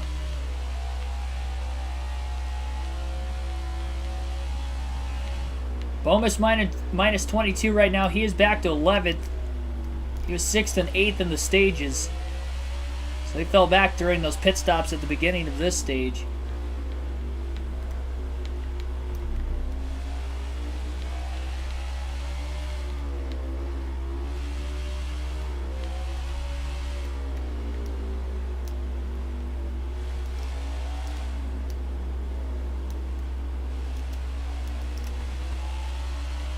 Austin Dillon, Alex Bowman, next 2 cars ahead of Blaney, both for position. Blaney challenges underneath Austin Dillon. Side by side for position right now. Blaney going to try to undercut the corner to get around Austin Dillon to the inside. Great move by Blaney. Dillon gets into the left rear of Blaney. Blaney was going down low off the exit of the corner to block as Dillon was going high to try and side draft the 12. As they made a little bit of contact. Blaney will hold clear though, and into the backstretch chicane remains clear, into the braking zone.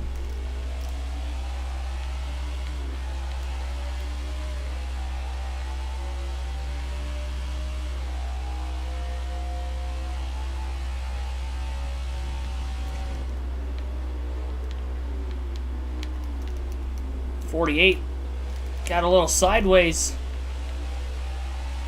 Might have wheel hopped his car just a little bit. Allowed for Blaney to close in just a hair. Simultaneous skid corners in turn 1 for both the 48 and the 12 that time.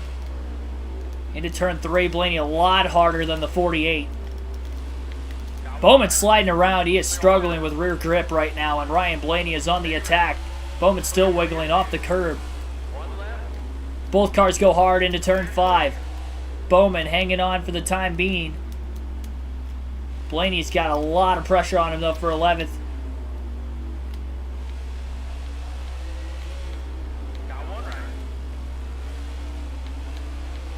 Blaney couldn't undercut the 48 car. He got to the inside, but Bowman wins the race back to the throttle.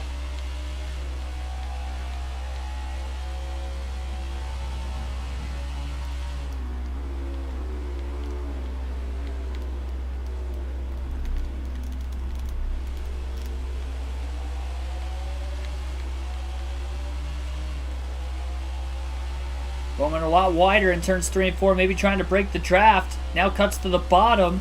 Blaney to the outside. The 48 squeezed him. But Blaney still makes the pass despite the contact. And the late squeeze on the outside. He did a good job keeping it off the wall. Want to blow a tire in that mess. Can't afford to do that again. It's happened twice. And he's back up to 11th place. I don't think he can afford to have it happen again. Late braking into turn 3. Blaney scoots by Busher. That will get Blaney back inside the top 10.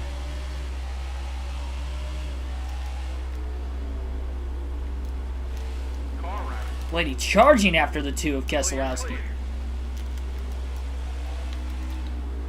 How wide he's taking these corners. Big time undercut Gets around Keselowski.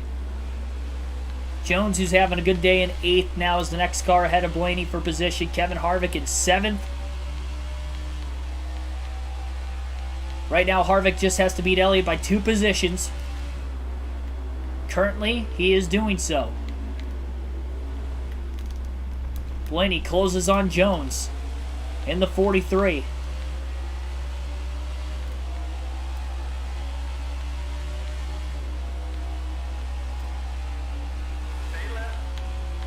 Jones broke way earlier than the 12. Easy pass for Ryan Blaney that time. Closes on Kevin Harvick. Harvick doesn't want to lose this spot. He's got a few to give up. You don't want to have to give them up, but the 12 car is definitely quicker than the 4, so you may want to think wisely here. Blaney's just mowing through the field all of a sudden. You can tell he wants to win another race this season. Looking for more playoff points. He's already got 1 today. Looking for 5 more with a win. Charges on Truex. Makes the pass. Slides a bit wide. Truex not going to be able to cross him over. Blaney blocks off the exit of the corner.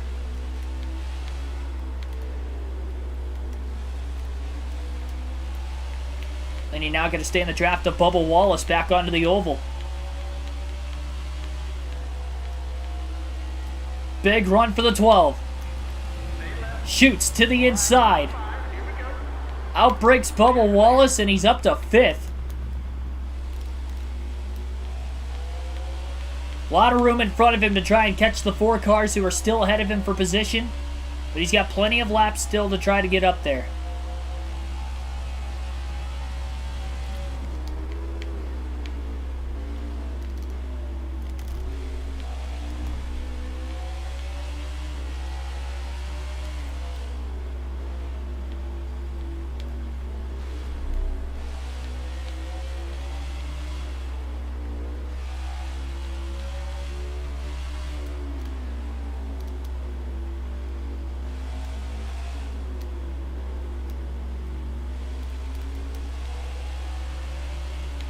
He's got Daniel Suarez in the 99. Suarez gave up the top, checked up a little early into the corner to let Blaney go.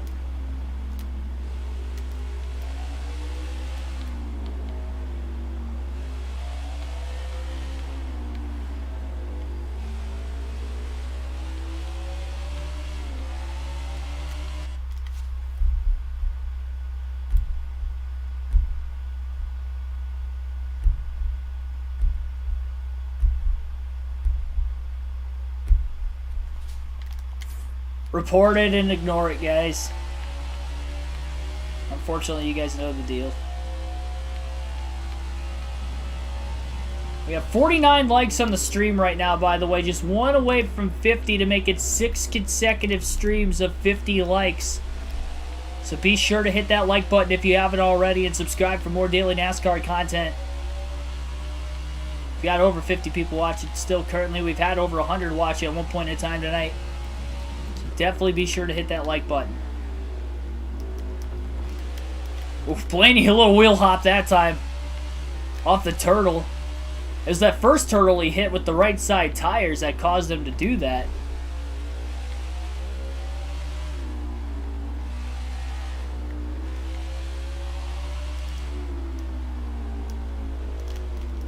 Blaney in the wall, but does not blow a tire. Wow.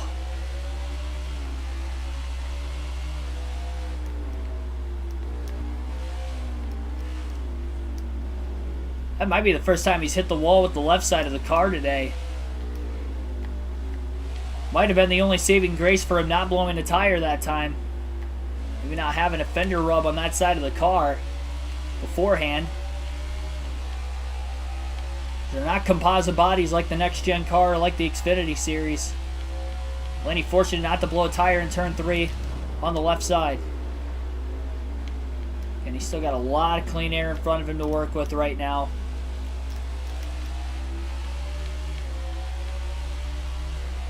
Continuously pushing, trying to catch the top 4. It is a one-stop race to the finish for everybody in the field.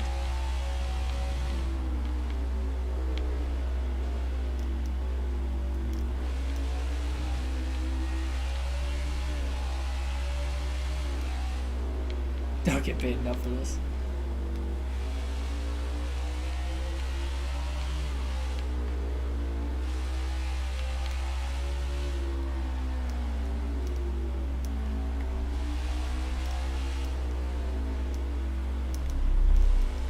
I just realized, I remember on NASCAR Heat that the Jumbotron was always working. It would show basically your camera on the Jumbotron. This time, the Jumbotron doesn't even work. It just says NASCAR on it. Even NASCAR Heat got the Big Hosh Jumbotron and the backstretch Jumbotron here at Charlotte to work.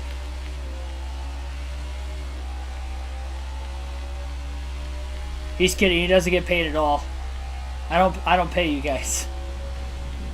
I don't pay you guys to watch me. There'd be no incentive for me to do this if... I mean, it already costs money between, like, setting stuff up and when I'm traveling and all that, but... I can't afford that.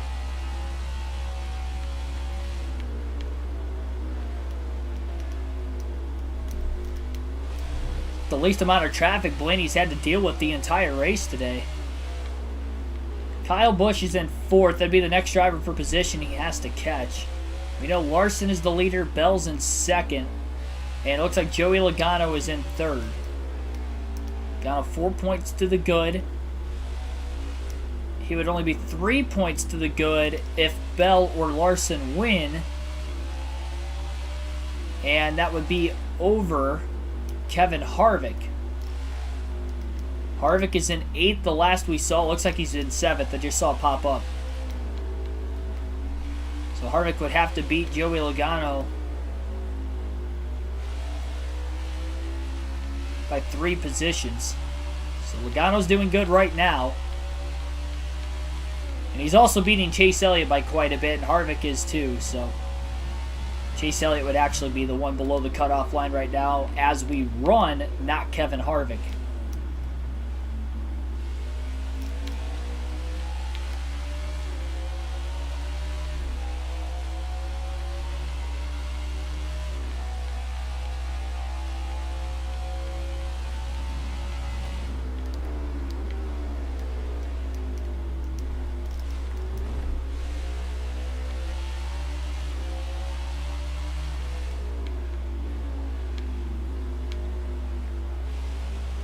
Hit the turtles like I have at Daytona. Your car will roll like 4 times.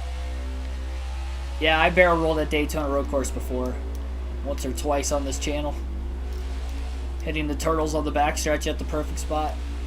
Turtles at this track haven't caused a flip that I know of. Seen a couple wrecks today. Chase Elliott, Tyler Reddick in the front stretch chicane.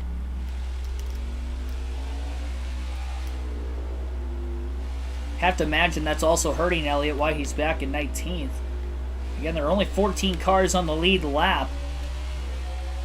So he's pretty much trapped a lap down the rest of the race. He can get up to about 15th. Unless some of the lead lap cars start to fall a lap down before the end of the race, which then he can pass them also. I mean, honestly, if Elliott could get a top 10 after that pace car glitch, put him a lap down back in stage 2, that would be about as good as he can do, all things considered. And then from that point, he's just got to hope that Larson and Bell don't win. And right now, they're running 1-2, so it's not looking likely for Elliott. There's still enough time, and we still have one more pit stop yet in this race as well. Again, Blaney pit at lap 5. He's going to have to go 27 laps this run, which is about as far as he can go on fuel. That would give him to lap 32 before he pits. So 11 laps away from Ryan Blaney hitting pit road for the final time. But even then, I don't think... I mean, that would be 27 and 27. So he is going to have to push the fuel tank as far as he can 2 times in a row for him to actually make enough fuel to the end of the race.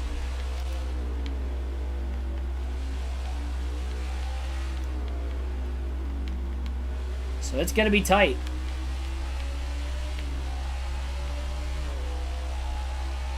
JC1424, welcome to the stream. Got an invalidated lap for entering pit road. Oh, man. Well, I hope that doesn't happen. We've made one green flag stop, actually 2 green flag stops today. And luckily, I didn't get an invalidated lap. All clear. I believe it, though. I think this is only the 2nd time in this game I think I've ever raced at the Roval. Maybe the 3rd. It might be the 3rd. I could see Kyle Busch further up ahead. Blaney slowly closing in on 4th.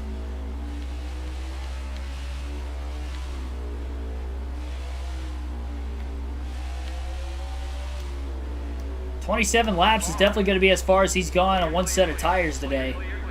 Again, that's really pushing the window, which is 25 to 27 laps. But if he's going to make it to the end of 2 more stops, he's going to have to go 27-27.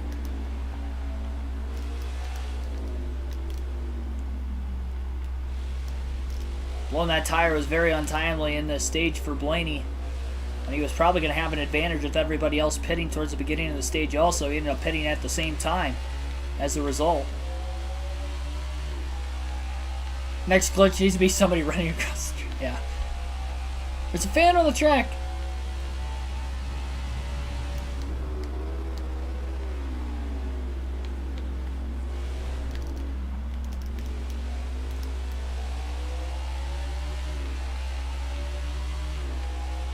Seems like Joey Logano's not that far in front of Kyle Busch as well. Maybe a second or so. Blaney going really deep into the front stretch chicane. He pushed extremely hard that time. Probably not going to have any more clean air to the end of the race now. Had a nice 7-8 lap stretch where he was able to push as hard as he could with no traffic, and he's definitely using his tires up, but he needs to catch them somehow. He's got nothing to lose. He won at Vegas in the first race of the round. He's locked in. It's a good thing because he didn't get any stage points at stage 1. He did win stage 2. No stage points at Talladega, finished 35th.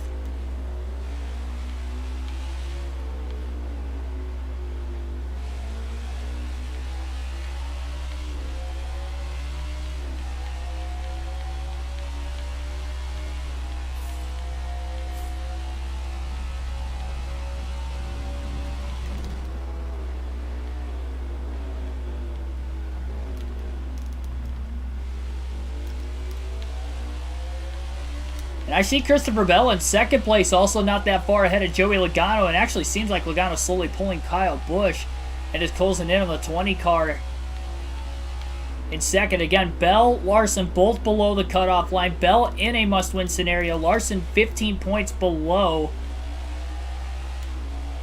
Kevin Harvick, who is in the top 10. Then he would be 18 points.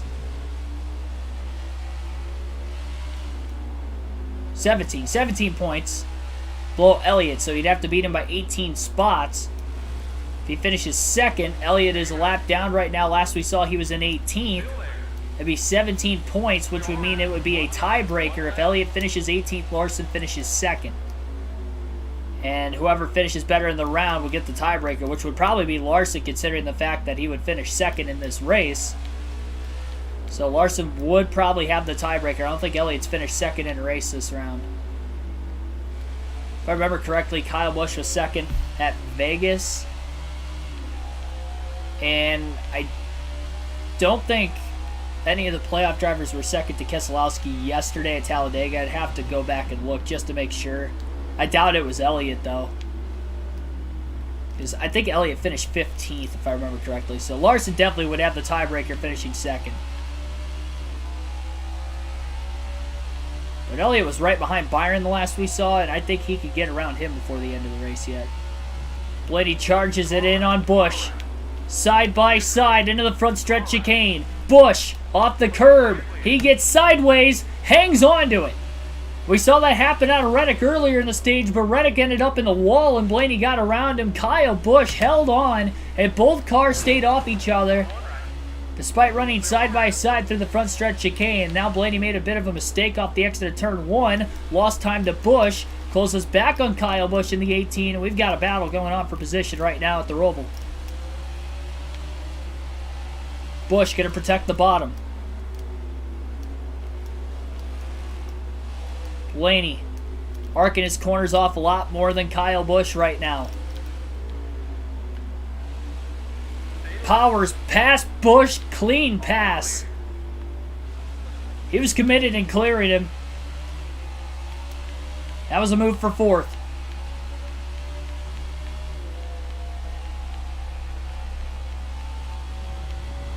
A lot of heavy lap traffic coming up as well. Logano closes in on Christopher Bell for second place. Blaney back in the gas a bit too soon. Had to lift right when he needed to be in the throttle. That's going to give Kyle Busch a run. Blaney usually able to go a lot deeper into the front stretch. Chicane. Logano pits, and Blaney has to go wide to miss him. So Joey Logano pits from third very early in this stage. And Larson also on pit road, which means Christopher Bell is going to be the new leader. These guys are pitting a lot earlier than I was expecting.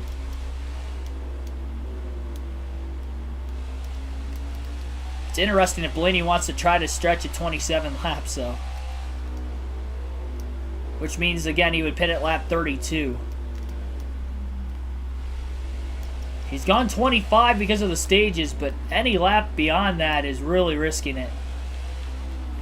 But if he can make it to the end on 1 versus everybody else on 2, that could be the difference maker. And now this battle with Bell is about to be a battle for the lead unless Bell pits this time. Both closing in on the 96 of Ty Dillon just up ahead. Blaney hard into the backstretch chicane, closes on Christopher Bell. Couldn't quite get underneath him. It's just a tad too far back going into the corner.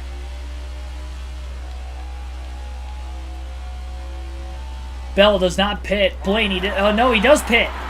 Good thing Blaney got around him when he did. Ryan Blaney back out in front at the Roval. Larson back to second.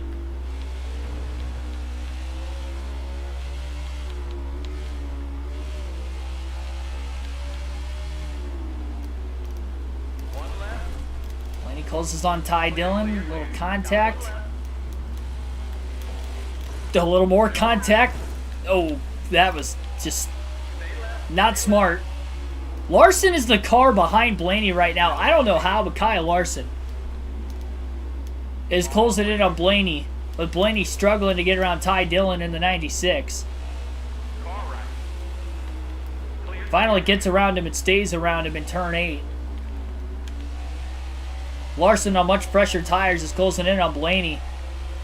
So even if Blaney makes it on one stop, I don't even know that he's going to be able to necessarily win on Kyle Larson.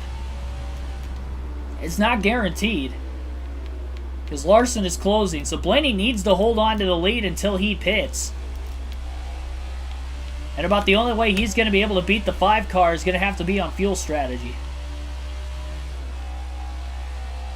Or we get a caution at some point in this race for incident, which we have not had today, despite seeing 3 wrecks. If you count Blaney's crash in turn 1 earlier, and then even getting into the wall, you can somewhat say in turn 8 as well. Reddick and Chase Elliott crashed off that final corner, exiting the front stretch chicane. Blaney trying to get to the inside of Josh Bilicki in the 52. Couldn't do it. He was too far back. Kyle Larson in the 5, closing in. Blaney gonna power past Bilicki. Clears him before getting into turn 3.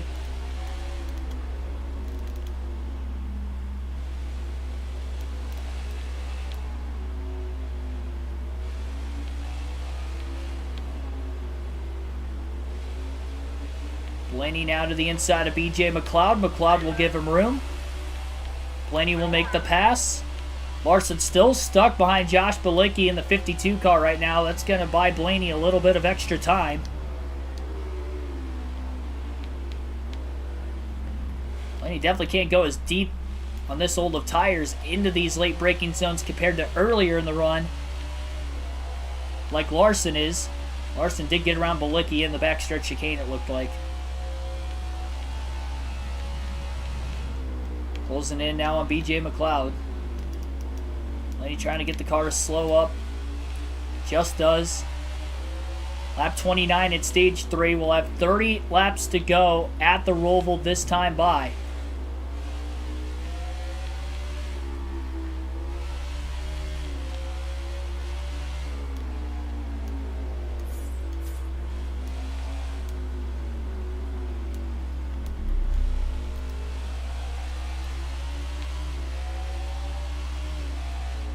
Yeah, the AI do pit at weird times. I mean, it's not weird in the sense they pit at the end of the fuel run, but they don't pit under cautions unless they're at the end of the fuel run. Which they were at the stages, but they don't do it for the stages. They only do it for... Well, they still do it at stages at some tracks, but they didn't do it here. Like I was thinking they were going to.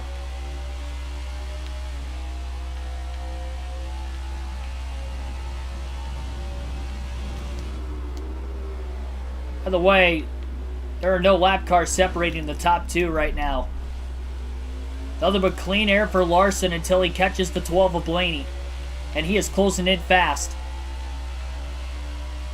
He's got over 20 lap fresher tires in comparison to the 12. Larson pitted at lap 25, just 4 laps ago. Some of the lap cars in front of the 12 are going to pit. That's going to allow for the 12 to have a little bit more clean air in front of him for the time being. And the next car in front of him, in fact, with Bubba Wallace, is on fresher tires. That's why he's slowly pulling away from the 12. Anita Luna, welcome to the stream. Wallace about got in the side of one car coming out of the pit lane.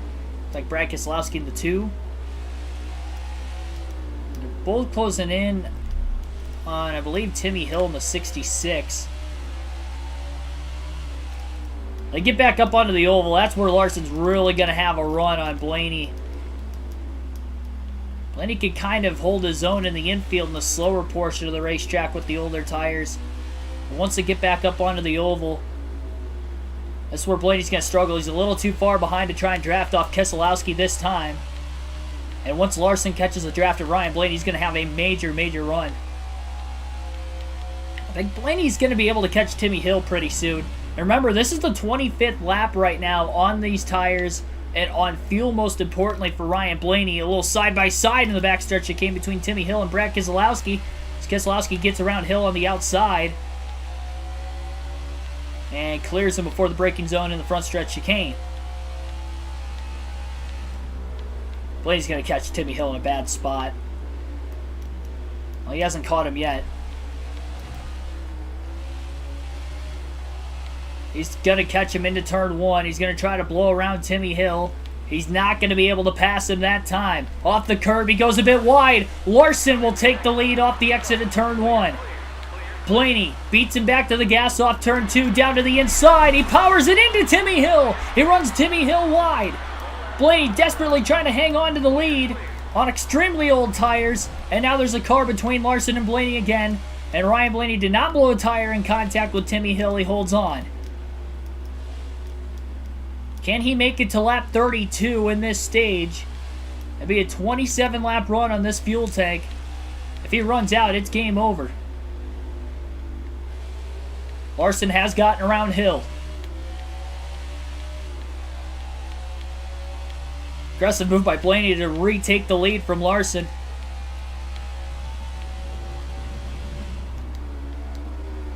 It's probably one stop to the end for everybody still, with Larson pitting at lap 25 in the stage. Trying to close in on Ryan Blaney. Another lap car coming up ahead of James Davison at the 15. Blaney's going to have to stay out one more lap. Larson has a run in the draft behind the 12. Into the front stretch chicane. Blaney going to outbrake Davison. He'll clear him. Slows the car up in time.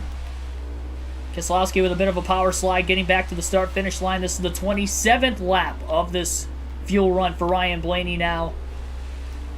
And all he needs to do is make it back to pit road this time, and then he's going to have to replicate that, where he's going to have to go 27 more laps to the finish. No guarantees that'll happen. I remember at Vegas, for whatever reason, at stage 2, I went 58 laps in stage 1 on fuel.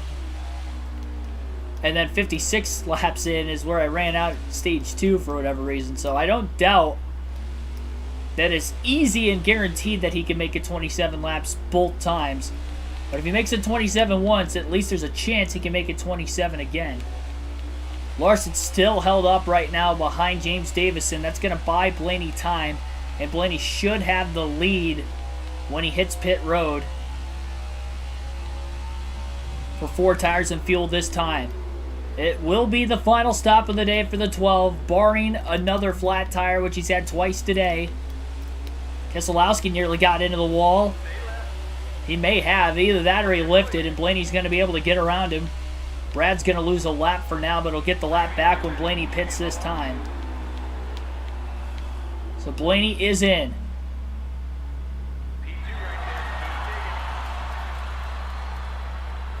Four tires and fuel for the 12. Kyle Larson back in the lead with 27 laps to go at the Charlotte Roval. Final stop for the 12. Larson will have to pit one more time, and we'll see who will cycle out in front between the two. When Larson ends up pitting at about lap 50 in the stage, he's 17 laps away from his stop. So we'll have 17 lap fresher tires on Blaney when he pits. And Blaney will have fresher tires than Larson now by about 8 laps, roughly. 7-8 lap fresher tires than Larson. So this is it. He was ahead of Timmy Hill and James Davison. They cycled out in front of him. That was not a fast stop by Ryan Blaney. Goes by Timmy Hill coming out of the pit lane.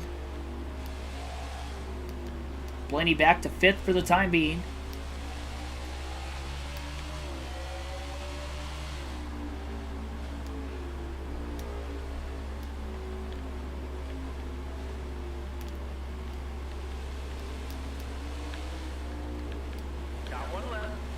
Feels nice to have fresher tires again, though. Outside of Ty Dillon. Get a little draft off of Michael McDowell. Stay high to get around the 34 and the 96 that time. All clear. Pulls back down towards the bottom.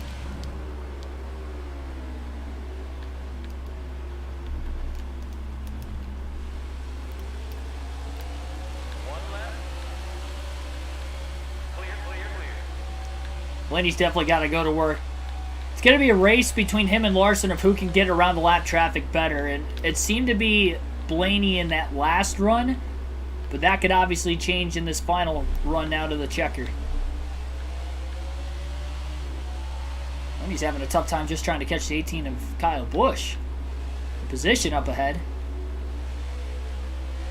I think as long as Blaney doesn't blow another tire and we stay green to the end, he's guaranteed a second place finish.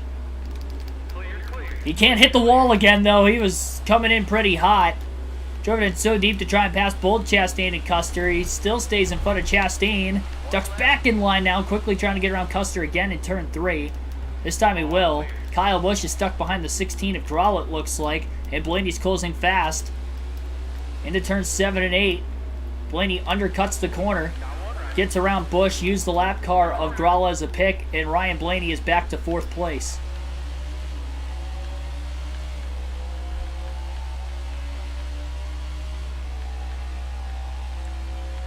Crazy how far ahead Logano and Bella pulled from Kyle Busch, because Busch was right there with him before the last sets of stops. 27 time trial laps is what Ryan Blaney has to run on these tires to the end. And hope that he has enough fuel to make it to the finish as well.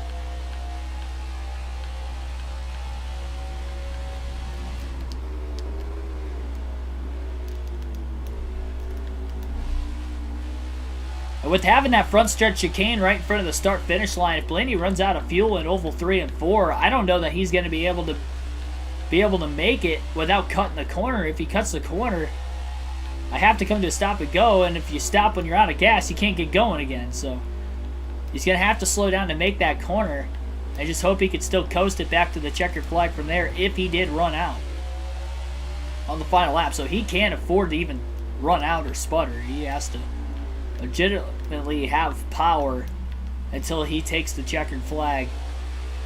And he's not even going to be able to save either, because Larson's going to have fresher tires than him trying to run him down at the end, like we just saw a little bit ago. And Larson was definitely challenging the 12.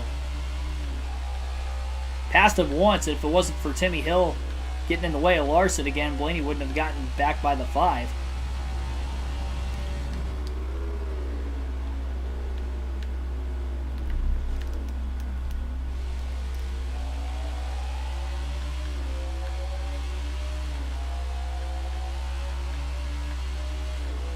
Bell has fallen back to 3rd. Logano would be the 2nd place driver. Cody Ware's in the pits. I haven't seen an update on exactly where Chase... Oh, Elliott's at 40th. He's out. More playoff implications towards Chase Elliott. Elliott must have DNF'd. He is in last place, out of the race. And so the 2020 NASCAR Cup Series champion will not make it to the round of 8 of the playoffs. He will be eliminated in the round of 12 at one of his best tracks right here at the Charlotte Roval. He won stage 1. The pace car glitch cost him stage points in stage 2. Trapped him a lap down. Still had a chance as long as Larson or Bell didn't win. But now he's so far back that Larson's going to be able to point his way ahead of Elliott now.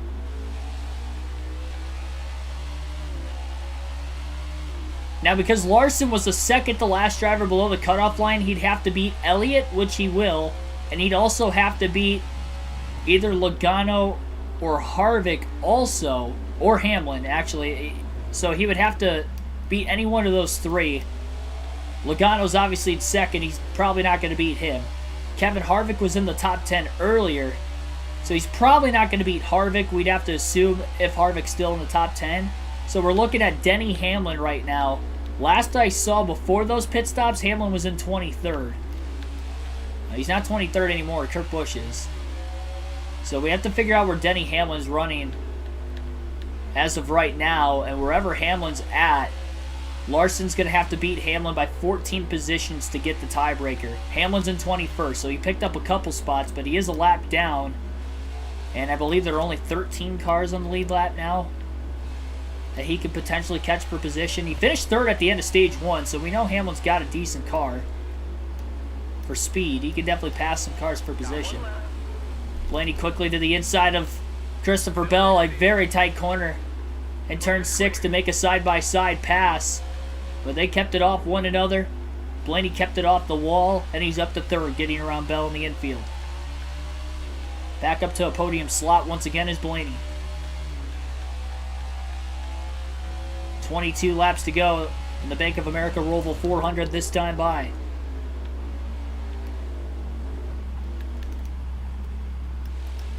And Larson will be about 13 laps roughly till he pits. I think the sooner he pits, probably the better chance he's going to have of catching Blaney. It's less laps Blaney has in his fresh tires now. That's more laps that Larson could catch him on fresher tires than Blaney.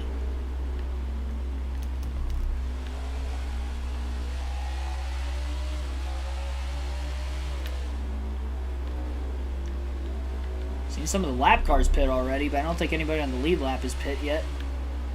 Blaney stuck behind Ryan Newman right now through turns 1 and 2. Into turn 4 on the inside of Newman, and he'll clear him with a clean pass. Trying to stay away from Christopher Bell yet.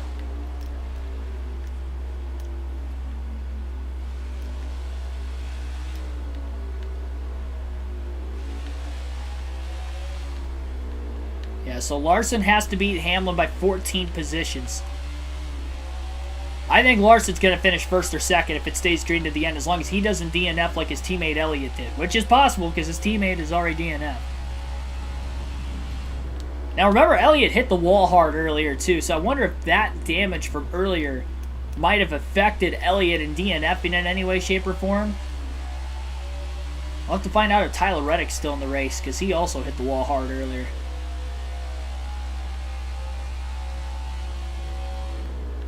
Yeah, Bowman would have a shot too. That's one spot Bowman would pick up on Elliott, but he would still have to beat Larson by 7 positions too. Larson was ahead of him, or he'd have to beat Hamlin by 21 positions. Hamlin's in 21st. So, I mean, he would need Hamlin to lose at least a couple more spots, and Bowman would have to get a top 5.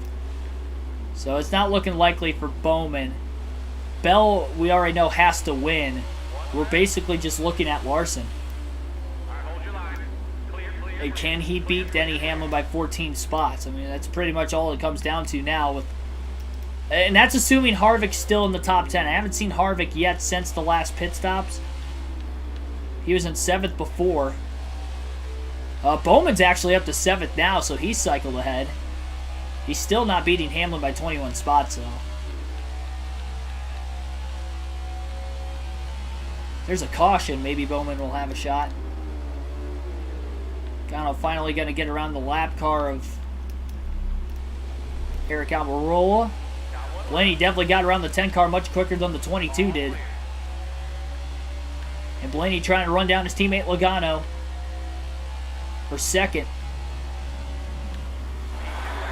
Oh, he sends it side by side. Logano up off the curb. Didn't really affect him hardly at all, though. Had 2 tires up on the ground, but that's pretty natural. Big heavy stock cars on the turtles on road courses like this. And he's trying to run down Joey Logano, and he is there. Battling Joey for second. Logano still has to pit yet.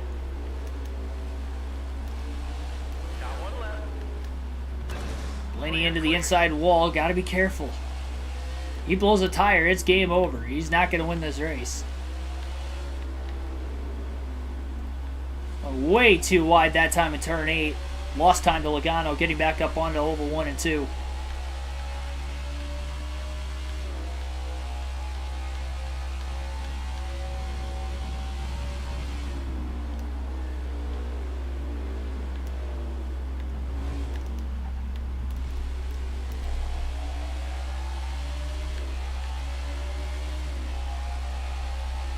$60 likes on the stream so far tonight. Greatly appreciate you guys hitting that like button. Again, I am rewarding everybody and viewers of the channel with an online lobby live stream tomorrow on NASCAR 21 Ignition. If you have a PlayStation 4 or PlayStation Network, be sure to tune in, hop in the lobbies, and giving back to you guys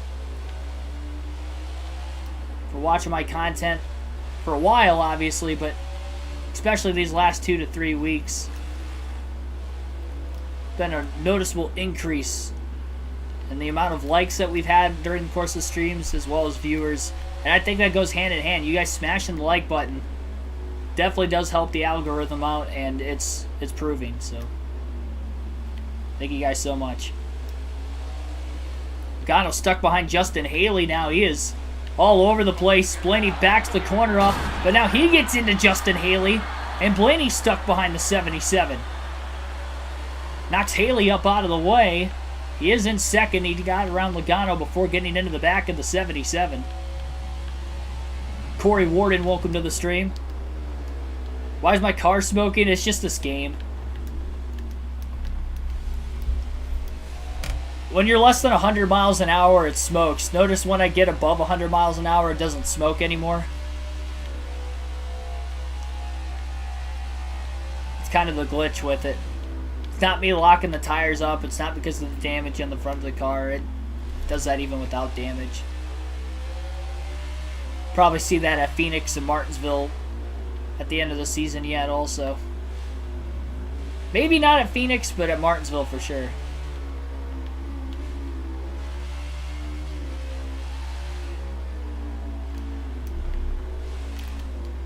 Well, he almost got back in the gas too soon. Hopefully it's the last time I have to pause it for you-know-what's in the chat.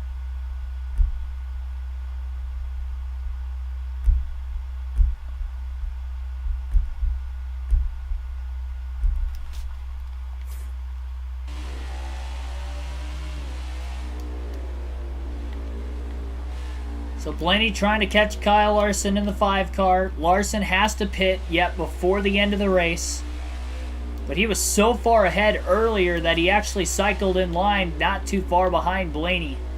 Larson is scheduled to pit right around lap 50, which is only about 8 laps away. He may pit a little less than that.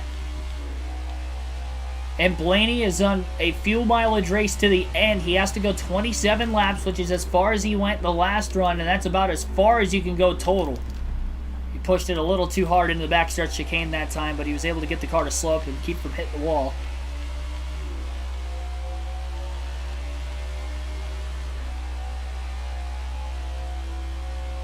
Appreciate you guys for making the reports down in the chat. I still try to one up on it too, though. Dark Shadows, welcome to the stream. Probably watched for a while. It's the first I've seen you in the chat, though. We have no clue on exactly if Larson has or hasn't pit when the time comes, unless he is just in front of Ryan Blaney all of a sudden. Then we'll know that he just pitted, or if he is behind him closing in, then we know obviously that he had pitted and he's on fresh tires. If he goes to lap 50, he'll have 17 lap fresher tires than Ryan Blaney to the end of the race, which would be about the final 9 laps after that. Blaney only had to hold him off for about 7 laps before. He's going to have to hold him off for a couple extra this time around, and he won't be able to save fuel either. You have to hope that he's going to be able to go just as far as he did the last time.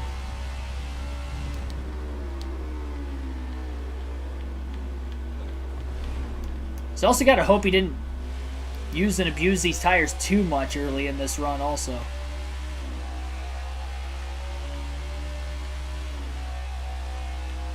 Well, Bristol Dirt too. I just meant of the races I have left this season. Yeah, I would do that at Bristol Dirt also. Regular Bristol, New Hampshire.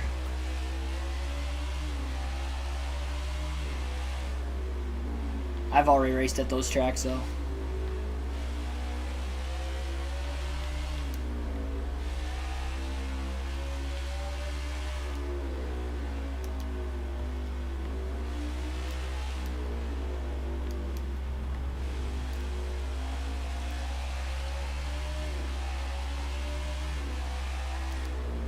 Next live commentary live stream will be on Thursday night at 6 p.m. Eastern Standard Time. We'll go back to NASCAR 6 in our Do It for Dale series, trying to get Dale Earnhardt Jr. his first career NASCAR Cup Series championship. And our next race of that season is the Brickyard 400. Of course, it is Indy week for NASCAR and IndyCar for that matter. IndyCar racing at the road course as well as NASCAR for the Xfinity and Cup Series this weekend. So, kind of coincidental that we have the Brickyard 400 coming up next on the schedule, similar to Pocono last week and New Hampshire the week before that. We would have thought the schedule back in 2005 would be about the same as what it is now, at least with the summer months schedule.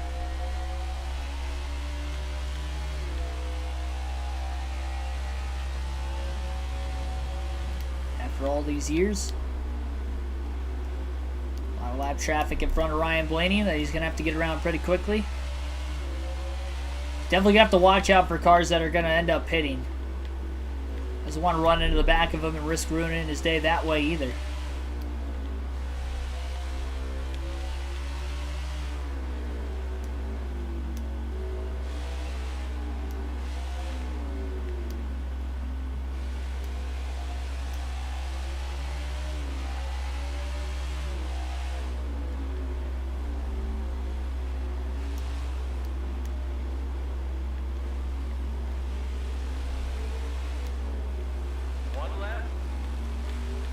Looked at the dollar bin at Walmart. This game isn't there yet. Maybe someday. Contact between Kurt Busch and Ryan Blaney, getting back up onto the oval off the exit of turn 8. That'll cost Ryan Blaney a little bit of time. Struggling to get around the one of Busch, who was eliminated in the last round. He's picked it up. He's up to 23rd. He was 36th at one point earlier in the race. Way back at stage 1. We are almost 3 hours into this race so far today. Then he gets around the 16. Gralla pinched him off. Kurt Busch pinching him off as well. Blaney all the way around the outside to get around Kurt Busch.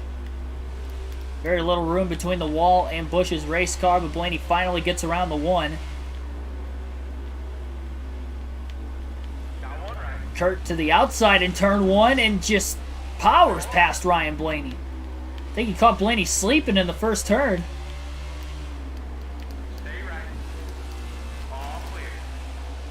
And he back underneath him.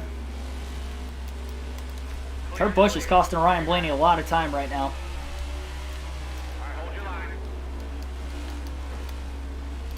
Busch squeezing Blaney again in turn 5.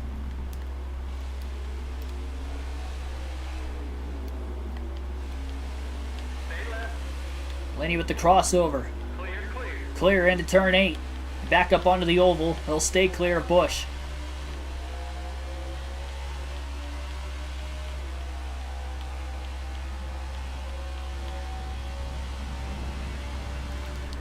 Welcome back with Nina Luna. Oh, Blaney's going to miss it.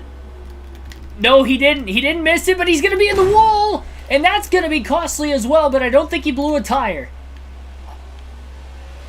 And Logano's going to get back around him for second.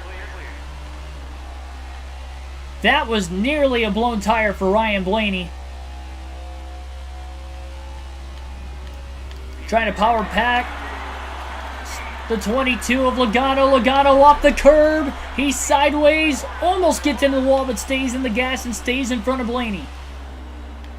Couple of over-driving corners for Ryan Blaney on the last couple laps, and he has lost a spot to Logano.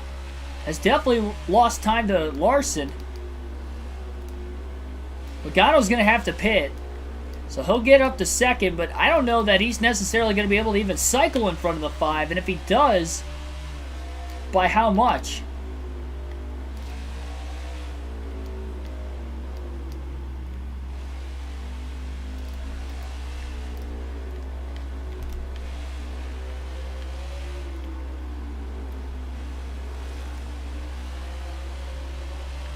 When he trying to draft behind the 22. A little too far back, though, as Logano gets back through the gears a lot quicker than the 12.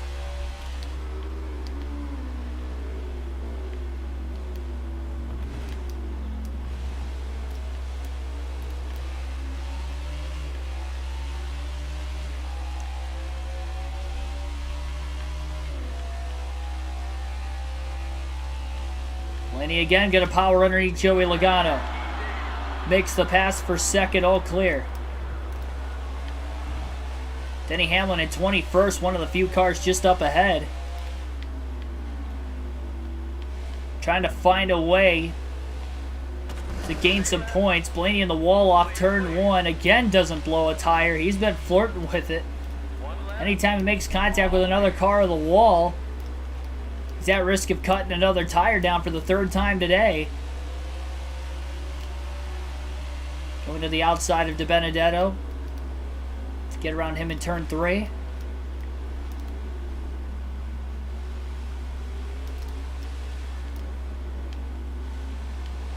Blaney power pass Denny Hamlin.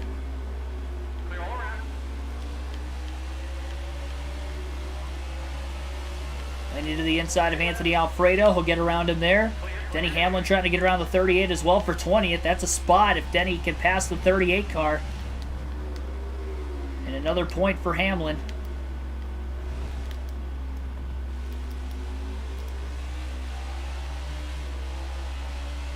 It's going to be all for naught if Larson wins.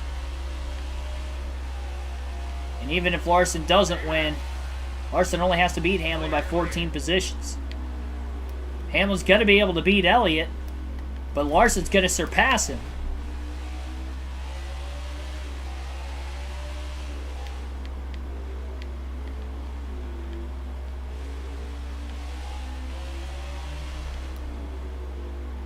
Ten laps to go this time by at the Charlotte Roval.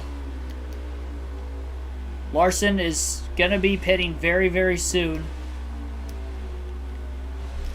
Probably in the next lap or two.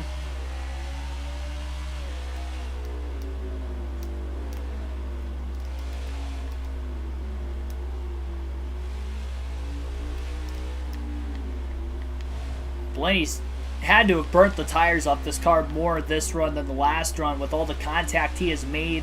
He's gotten into the wall a couple times without blowing a tire this time, where I don't even know if he even hit the wall at all last run.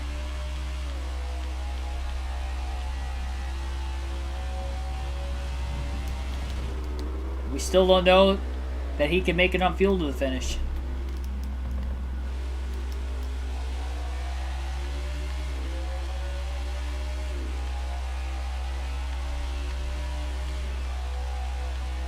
Three-hour mark on the stream in about 15 minutes.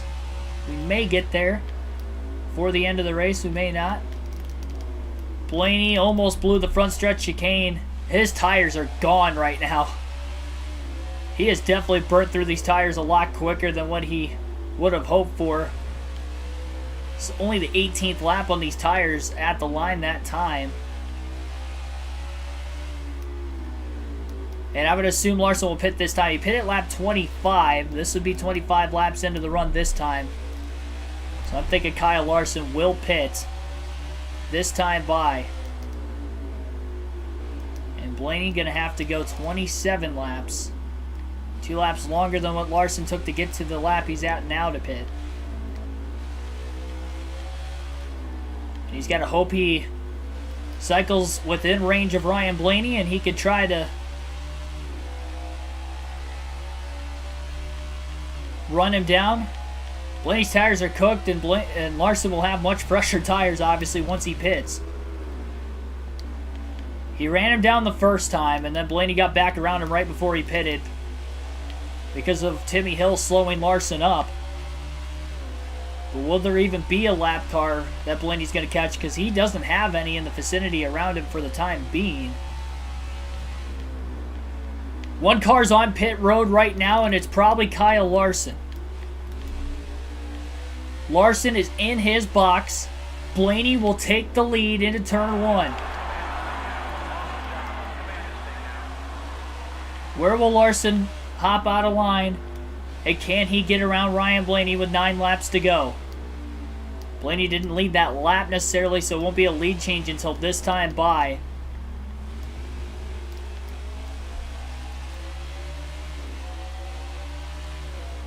Larson got in his box right as Blaney was getting into the front stretch chicane.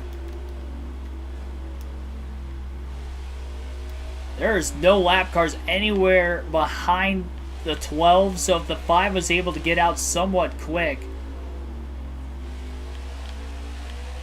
there might not be any lap cars between the two of them, which would be better for Larson. Yeah, Larson's in second. He's about 3 or 4 seconds, it seems, behind Ryan Blaney. And I don't know that that's a big enough gap for Blaney with 9 laps to go. But we'll see. He's almost going to have to catch lap cars but pass them quickly. And if he struggles to get around them, that's only going to obviously hurt Blaney's chances of staying ahead of Larson. Remember, Larson has not won yet this season, on top of the fact he's trying to get to the round of 8. He's the only driver who was winless this year that made it to the round of 12. And one of only 3 winless drivers to even make it to the playoffs.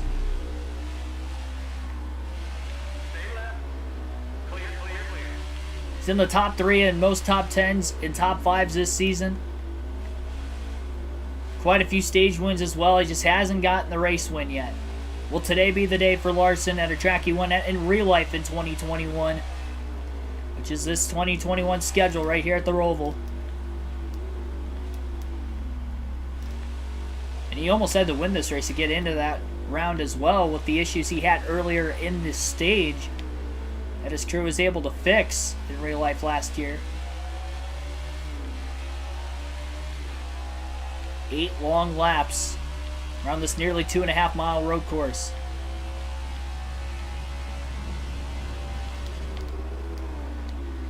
Blaney definitely can't afford to miss the chicanes. He only did that once today, and it was in the front stretch chicane back in stage 2. Had to come to a stop-and-go penalty.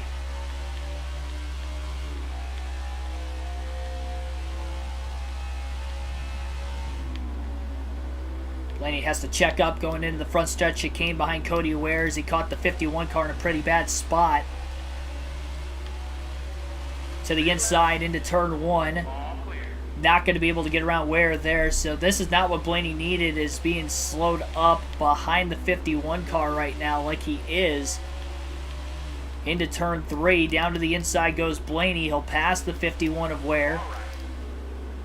Ware trying to get back underneath and not going to be able to do it. That's at least one lap car between the top two now.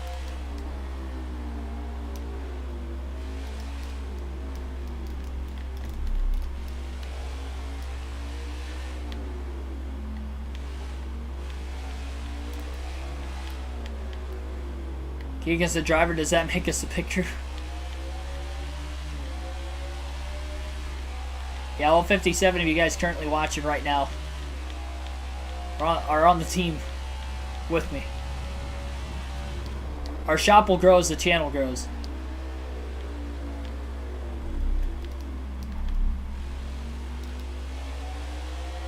There's definitely no more lap cars in front of Blaney. A lot of clean air in front of him. Every time I look back in the backstretch chicane every lap, Larson's getting closer and closer. At least there's one lap car between Blaney and Larson now. Oh, that was a very, very treacherous set of corners that time. There was a big hop off that first curve that almost sent Blaney to missing the second turtle. He had to check up quite a bit to get there. 6 laps to go at the Roval. If we stay green to the end, we won't have a caution for incident tonight, but we will have the 2 stage breaks for cautions. We've had a pace car glitch today. We've had a couple blown tires, blown right fronts for Ryan Blaney today as well. It's been a very intriguing race. Elliott won stage 1, came in 1 point to the good. He blows up or wrecks, whatever happened. He wrecked earlier, but then he was a lap down, got back up to about 18th. And now he's out of the race in last. He'll miss the next round. 5 to go this time by. Larson hasn't caught Cody Ware yet. When he does, he's going to have to get around him quick. A lot more lap traffic in front of Blaney yet. Some are probably on fresh tires. Like a Bowman and Keselowski up ahead. They're going to be tough to pass.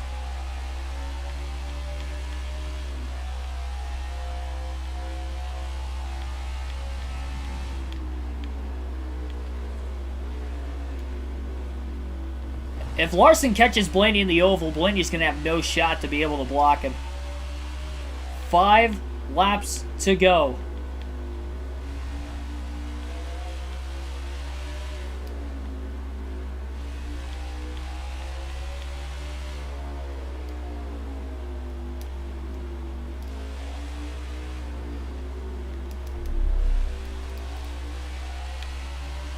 Alex Bowman, Larson's teammate. Not going to be able to catch Kyle Larson. He's lost a lot of spots too. He was in 7th before those last pit stops. Now he's back to 13th, last car in the lead lap. He may try to block to help his teammate out to the end.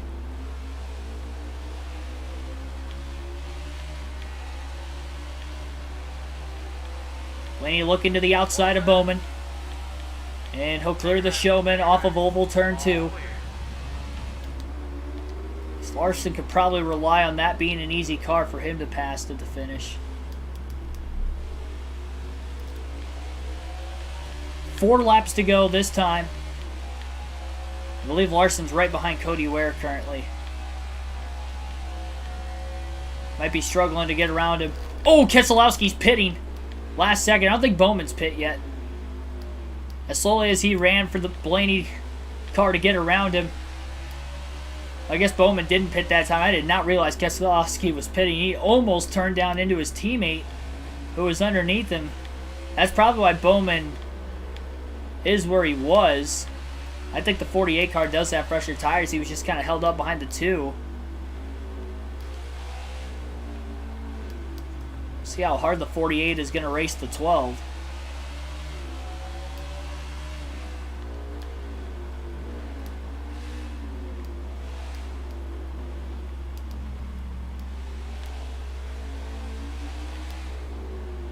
Definitely gonna have to watch for more cars pitting.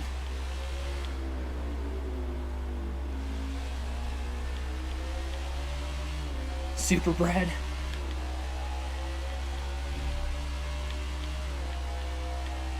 About 3.5 laps to go.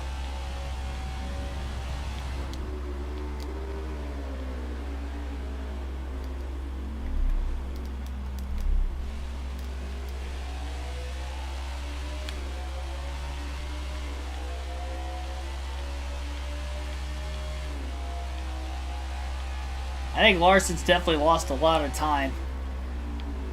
I don't know if he had to check up because of the cars around him potentially pitting. Maybe Cody Ware pit around him. 3 to go.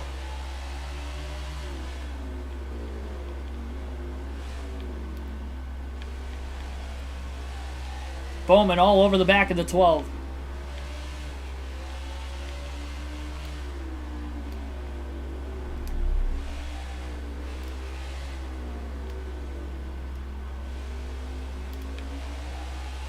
Michael McDowell just cycled out of the pits right behind the 48 and the 12.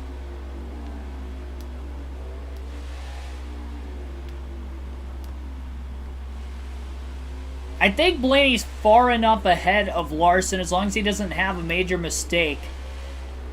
I think he'll be able to hold off the 5. I don't think Larson's close enough to him. Blaney to the inside of Stenhouse. Clears him in oval 1 and 2. It's another car between them. Now Blaney's just hoping he has enough fuel to make it to the end. We'll have 2 to go this time by. It'll be the 26th lap of the fuel run for Blaney this time.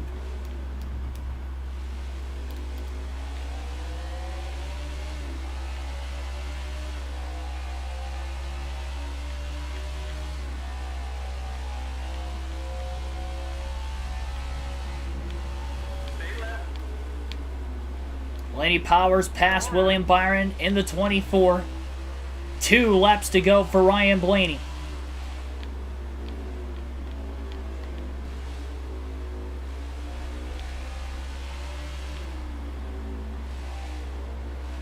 It's like Bowman cycled back up to 8th, which means there's only 7 cars on the lead lap. Blaney right in line behind Timmy Hill in the 66. Get to the outside of Hill into turn 3. Not going to be able to pass him there. Oh, Timmy Hill undercut turn 6, got into the wall. Hill's definitely slowing Blaney up just a little bit. And Blaney will get around him in turn 8. Oh, there's Larson. Okay, I see him now. Larson's behind Bowman. He's not directly behind him. Bowman's side by side with Byron. He'll be coming to the white flag this time.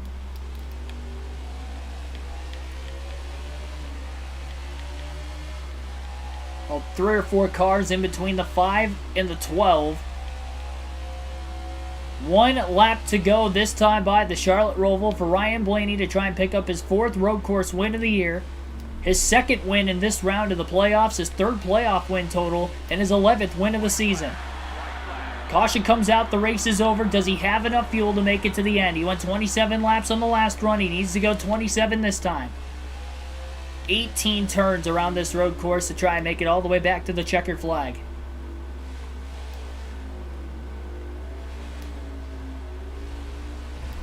He only really has a few seconds over Larson.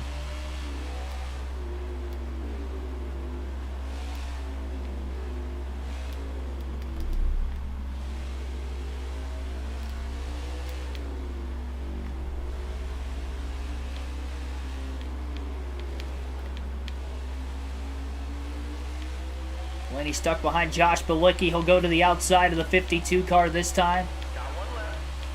Puts another lap car between himself and Larson before they get into the backstretch chicane this time by. Looks like Bowman's gained another spot to 7th. It's going to be too little too late for him if Larson finishes 2nd. Depending on where Denny Hamlin finishes, if Larson's 14 spots ahead of Denny Hamlin, he will make it into the round of 8 on points with Chase Elliott DNFing earlier. Bell had to win. It looks like he's in 4th. And the final time through the front stretch chicane, Blaney is going to have enough fuel. He's going to bring it home a winner. Ryan Blaney, for the 2nd time in his career, will win at the Charlotte Roval. And Kyle Larson, a few seconds behind, going to end up finishing in 2nd place right at the finish. Wow, 9.9 seconds. Larson really got held up in lap traffic there at the end of the race because he was closing till about 3 laps to go, and then he was stuck behind a bunch of lap cars that Blaney kept putting himself in between himself and Larson. Ryan Blaney will pull through to win at the Roval today. Probably led about, what, 30, 40 laps? Maybe closer to 40. 40 laps of the 109. It was definitely one-on-one between Blaney and Larson. And Blaney got the job done. There we go. But Kyle Larson does finish in second. Joey Logano 36 seconds off the lead, finishes in third. Christopher Bell fourth. Kyle Busch rounds out the top 5. Martin Truex Jr. in 6th. Alex Bowman 7th. Tyler Reddick 8th. 9th was Eric Jones. Kevin Harvick rounds out the top 10 today. So don't go anywhere. I will calculate the points before we get to the end of this race, or the end of the stream, and I will read it off to you guys exactly who made it in, who did not. I think it's pretty well safe to say I have a good idea of what drivers finished where. But I just want to double check just to make sure. So if you guys want to stick around, you can. But definitely hit the like button and subscribe if you haven't already. That's for certain. Yeah, Elliott was the only one that DNF'd today too. Yeah, why not? We'll take a view in victory lane of Ryan Blaney. In victory lane at the Roval.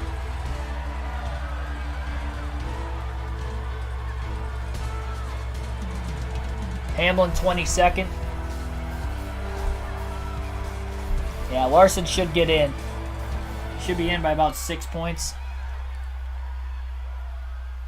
I'm just trying to think in my head of any other ways that somehow he could have gotten in, but I don't think Hamlin would have gotten in. Wow, Elliott DNF. Yeah, Elliott blew an engine or wrecked or something in the final stage. It was right before the final pit stops happened. I noticed probably about 20 laps to go. I noticed he was out of the race, 25 to go, somewhere around there. It was shortly after I made my last stop. It's like, okay, Elliott's in last. He's out. So that eliminated him.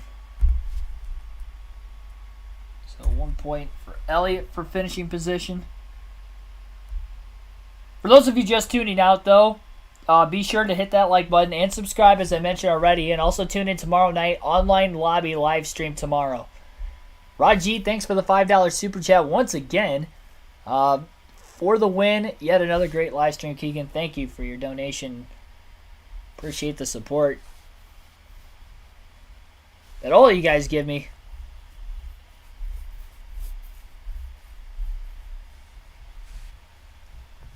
Is that the winner's purse? The $5? That's my winner's purse for tonight.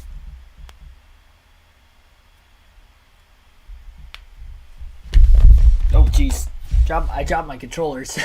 Started doing wacky things there for a second. I don't even need that anymore.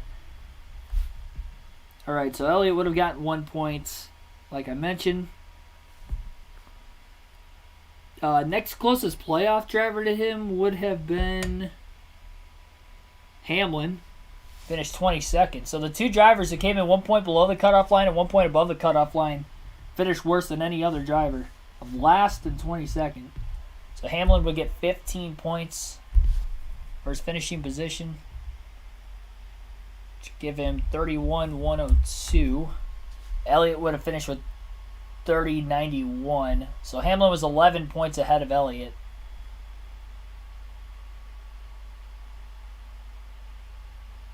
William Byron would have only got 20 points.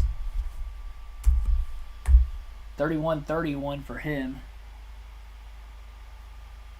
Keselowski's already in the next round.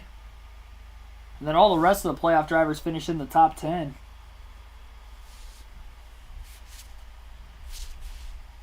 So 8 playoff drivers of the 12 finished in the top 10 in today's race, which I believe was the same amount that did at Vegas in the first race of the round also. So Harvick would have got 27 points. I'll also put a community tab post sometime tomorrow as well the points, the graphic of it, but I'll get to read them off to you guys at least today. 27. What about the 48? Yeah, I haven't gotten there yet. I think he might have beat Hamlin, but he wouldn't have beat Larson because he finished behind him. And he was 7 points already behind Larson going in. So if Larson got in, then there was no way Bowman would have beat him. He was 5 positions behind him. So Bowman would have been, I'll wait till I add it all up, but I'm thinking he would have been about 12 points behind Larson.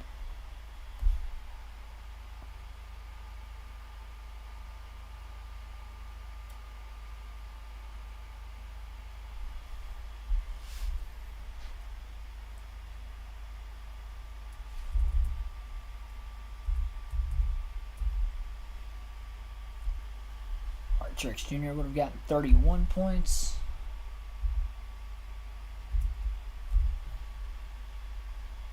Bowman would have gotten 30. Kyle Busch 32.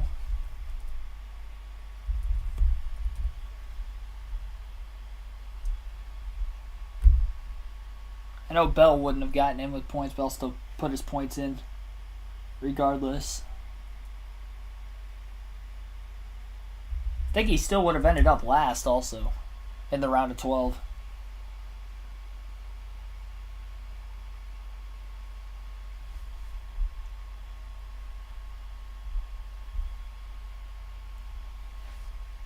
And Logano 34.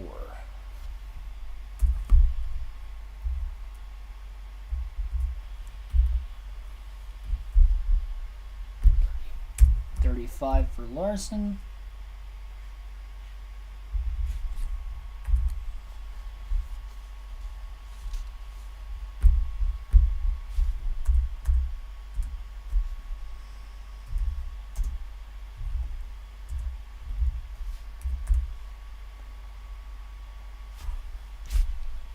Just putting it in order now.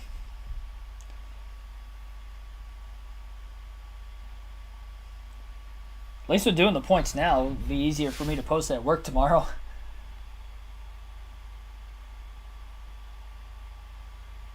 Pull the chat back up. There we go.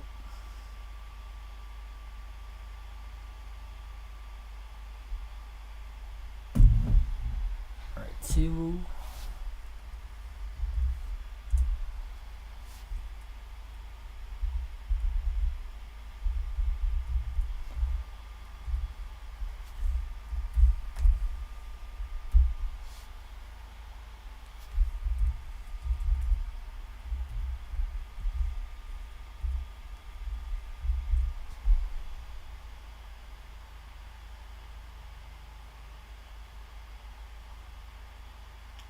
Try to join around 7 p.m. tomorrow if we don't get rained out from Golf League. Gotcha. 75 likes on the stream? I have to update it. Hang on. It's showing 71 on my end right now. We can get to 75, though. If you haven't hit that like button yet, definitely do so. That might be the most on a video game stream ever. I think 70. I mean, we're already at 70. I don't even think I've gotten that much. So let's get to 75.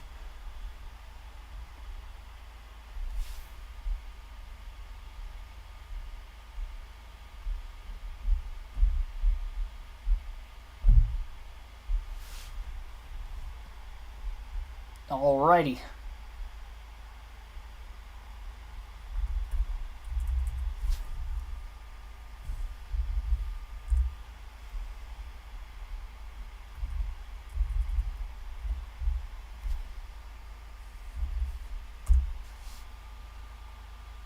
I'll tell you what, though, Logano came in clutch. He was only 4 points to the good going into the final stage. I know Elliott blew an engine. But if, well, I guess Larson got in anyway. But if, like, Christopher Bell would have won, Bell finished in 4th.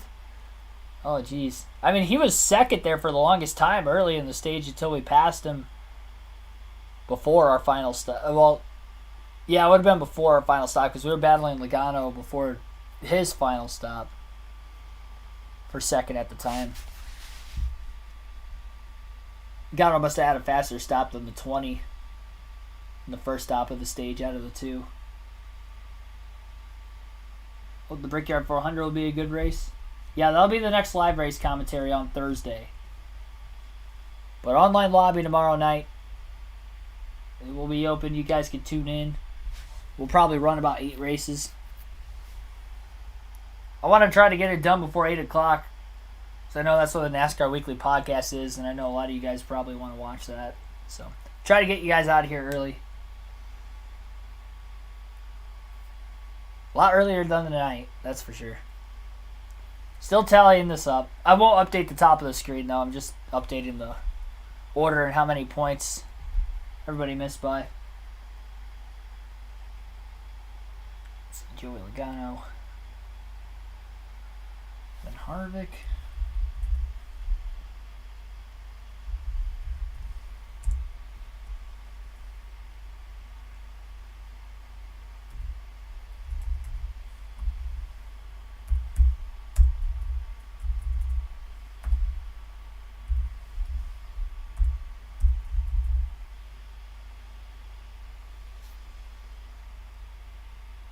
Yeah, Bowman definitely beat Chase Elliott.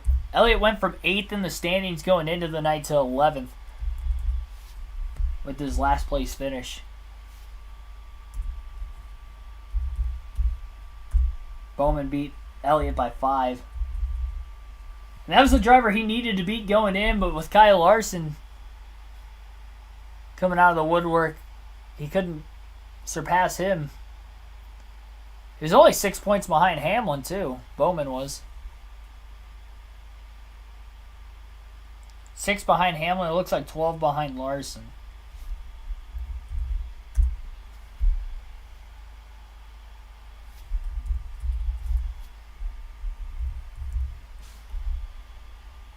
All right. Now I just got to get the increments for everybody, and we'll be good.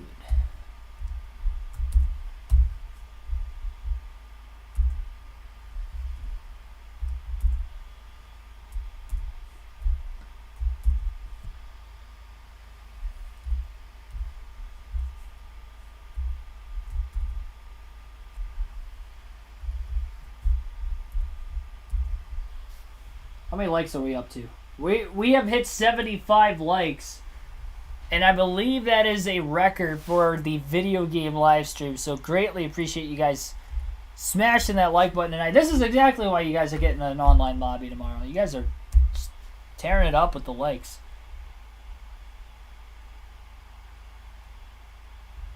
And for tuning in on a nightly basis too.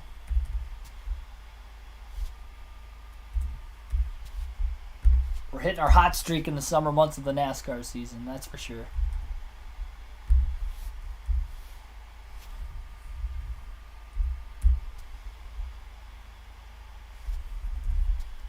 Bell actually closed in 13 points in the final stage alone on the cutoff line, but obviously it wasn't enough. He wasn't going to be close enough to get in anyway on the final stage. All right, so I do have the points right now. So virtue of wins in the round, 2 wins for Ryan Blaney, 1 for Brad Keselowski. Those are the 2 drivers that will be heading in to the round of 8 based off of wins, and then the rest of them off of points. Kyle Busch was the highest driver in on points. He was 46 points above the cutoff line. Then Martin Truex Jr., who would have been 4th in this round, 42 points above the cutoff line. William Byron had a comfortable run as well. Even though he finished 17th today, he still ended up 32 points above the cutoff line. Then Joey Logano was 26 points above the cutoff line after only being 4 points above going into the final stage. So final stage alone, Logano gains a net of 22 points. Kevin Harvick, he went into the final stage just 1 point to the good. He comes out 13 points to the good, finishing 7th, and the last driver in on points, Kyle Larson, 6 points to the good. He went in, not to this race. Well, to the race he went in 15 points below the cutoff line, but he also went into this stage. The final stage, he needed to beat Denny Hamlin by 15 positions, and he did just that with the second place run, and Denny Hamlin finishing at 21st. That means Kyle Larson by 6 points is going to beat Denny Hamlin. Or sorry, 22nd is where Hamlin finished. So by 6 points, Kyle Larson will get the last spot in. Still no wins for Larson this year. He came close today, finishing second. He's had a couple runner-ups already this year. It's another top 5 for him as well. But he is moving on to the next round. The lack of playoff points, though, is where it's going to hurt him going into the round of 8.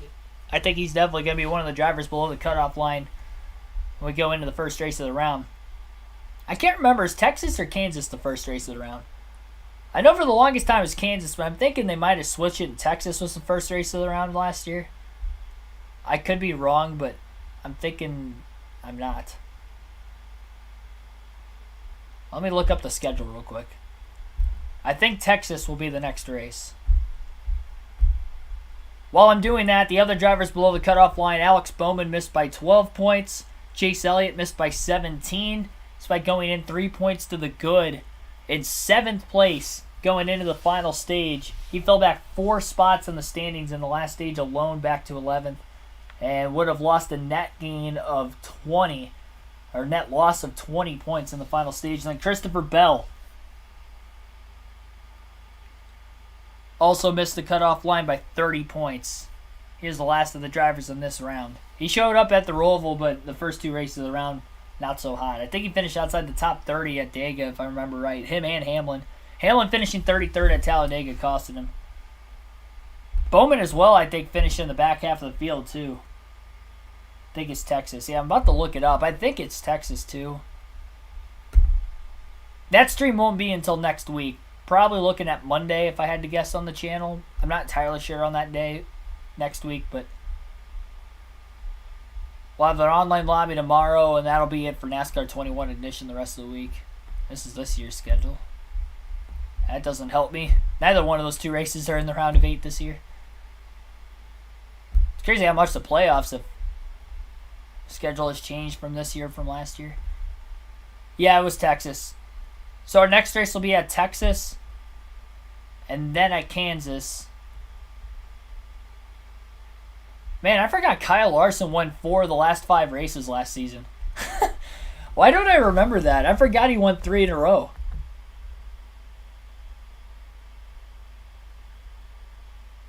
Why does that not feel right? I forgot Larson won at the Roval, Texas, Kansas. He won 3 in a row. Bowman won Martinsville, and then Larson won the championship race. And then he also won the Bristol night race, so he actually won five of the last 8 races Kyle Larson won last year. I forgot how hot of a stretch he was on at the end. Half of his wins last season came in the last 8 races. That's wild. I kind of forgot about that. I obviously knew he won 10 races. I forgot he won that many, like that close to the end of the year. He only had 5 wins through the first 28 races, and then the last 8 he won 5 more. Yeah, all 3 Penske cars. Let's see. One more thing before I leave. So all 3 Penske cars will be in. 2 Joe Gibbs Racing Toyotas will be in. It looks like 2 Hendrick Chevys will be in. And 1 SHR Ford. So all the big teams remain. All it was big teams in the round of 12 too, though. Because the teams that got eliminated were 2 Hendrick Chevys and 2 Joe Gibbs Toyotas were eliminated this round. So it was already a pretty tight field as far as equipment goes, and it'll be even tighter, I guess.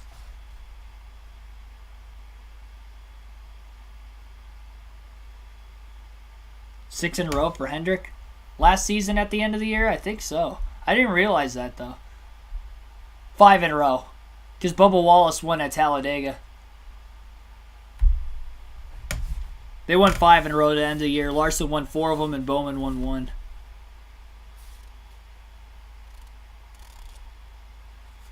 But Bubba Wallace won at Talladega at the end of the year.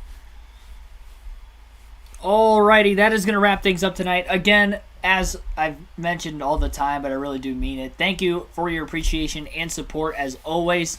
75 likes on the channel tonight.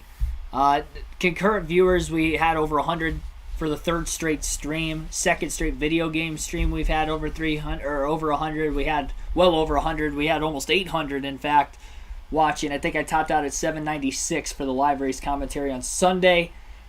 So, can't wait to see you guys again tomorrow night. Again, online lobby, NASCAR 21 Ignition. We'll probably start the stream anywhere between 6 and 6:30 tomorrow. Hit that notification bell so you guys don't miss it. And if you have a PS4 or PlayStation account, definitely tune in, and you guys can race with me. So, thank you, everybody. Have a good rest of your Tuesday night, and I will see you guys back better than ever again tomorrow.